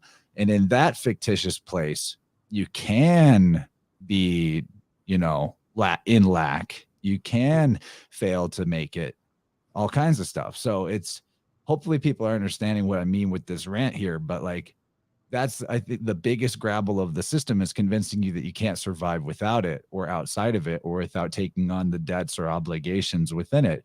And, I've got debt, I've got a mortgage. I wouldn't have taken it on if I knew this stuff, but it is what it is. And I'm still surviving within what level of ball I have to play and thriving. Well, let me give you some like peace of mind about that. As long as you have fixed rate debt, that's the problem, is most people don't get fixed rate debt. But in this system, the mortgage is the best place for your purchasing power to work in your favor, right? Inflation works in your favor if you have fixed rate debt. Because that's true. I mean, so now what you have to do is have asset. Yeah, now the asset, as long as you have certain, you should, I'm not giving advice, but a good model is 80-10-10. So 80% of your wealth should be in things that pay you to own them. 10% is speculative, right? That's like the cryptocurrencies, silver, whatever. And then the other 10% is insurance, which is gold. That way, if shit goes upside down, the gold will be your anchor.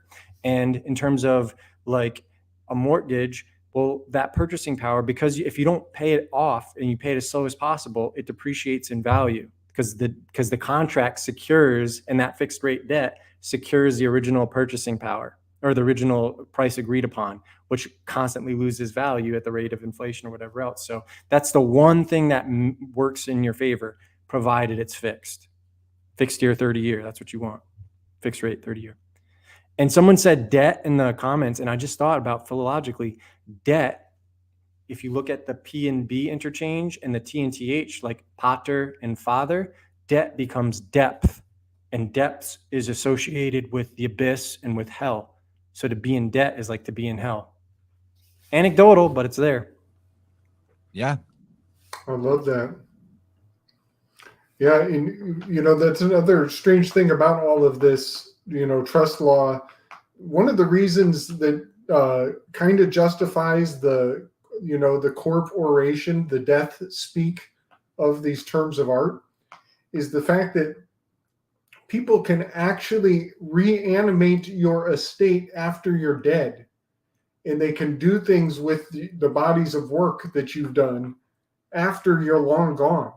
So there is actually a very good reason for it to have these necromantic strings attached to it. Very good reason, but it still makes me kind of, I don't know, feel like we're dealing with fucking dark magics. You know what I mean? That's really literally, and people might say you're like they might insult you for this, but it's like, well, if it's not necromancy, why are there dead presidents on it? Right. Why are there dead saints embedded in the walls of the temples and churches of the ancient world?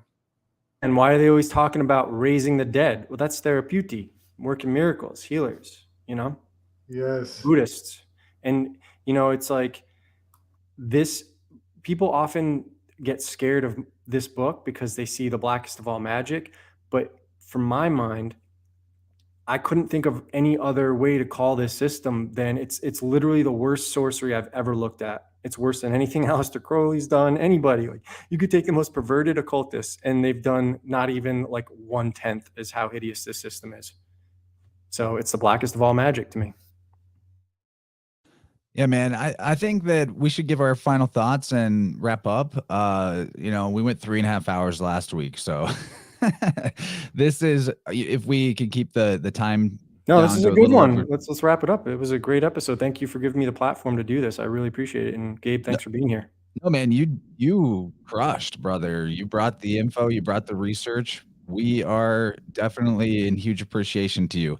We need a different phrase, you know, like, I'm indebted to you for your service, my friend, but I just appreciate it. You know, this My is pleasure. this amazing people will probably want to hear this again, and keeping the runtime a little shorter will hopefully encourage more people to tune in. We had a great lively audience. I saw a lot of stuff get shared in the call-in line. So if you guys aren't familiar with the Vibrant call-in line, it's a Telegram group we have going. Go check that out. Spock has shared a lot of good stuff in here. And Gabriel, do you have any closing thoughts on this stuff before we go? Oh, you're muted there, homeboy.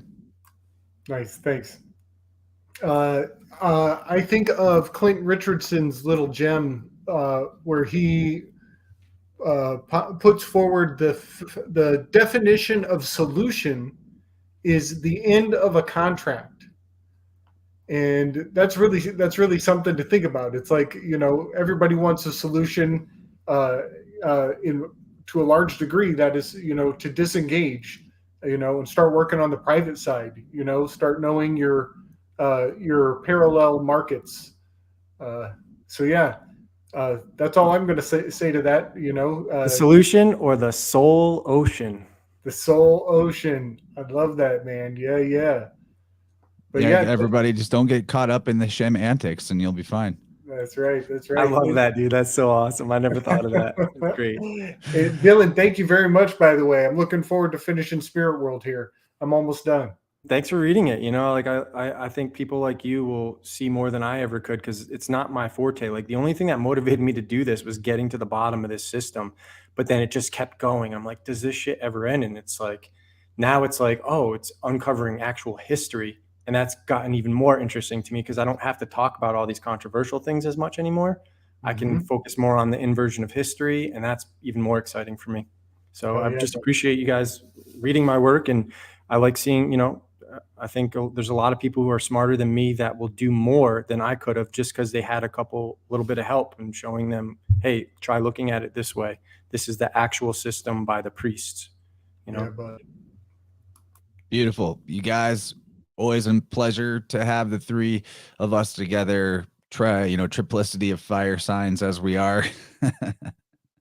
Yeah, and thank you to the audience. All three of us, all of you guys watching us. All you guys watching us now and then in the future, thank you for supporting Chance. Please support his channel as much as possible so he can keep doing this and bringing on guests and giving me a platform and bringing on other ideas too. You know, that's, you know, it's important that you support him because, you know, it's not like the algorithms are friggin' recommending him, right? So not like Archaics or something. Yeah, right. Not these freaking, like, I'm not going to say anything, but you know what I'm, you know, like, please, thank you for supporting, and please continue to support. If you're seeing this for the first time in a future date, please support these guys like Dissident and Chance. And yeah, we really appreciate you being here.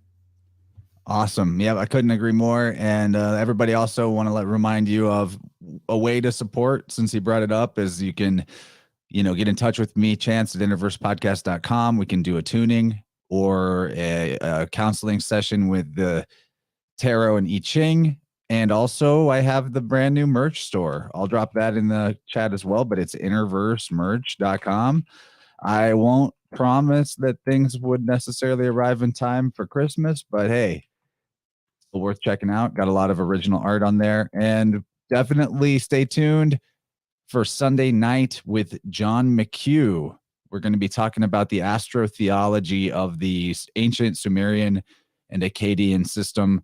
how that informs not only the Greek mythology, but also every miracle story in the Quran and in the Bible, straight up derived from the wordplay within the constellation and star names above our heads, proving very conclusively the antiquity of the system, and that these mystics are just as misleading as your mechanists. Scientism is a religion. Religion is scientism. It's all the same thing. Let's get back to the truth of nature, what actually exists, and get out of fiction. And with that, good night, everybody. Love y'all. Catch you later.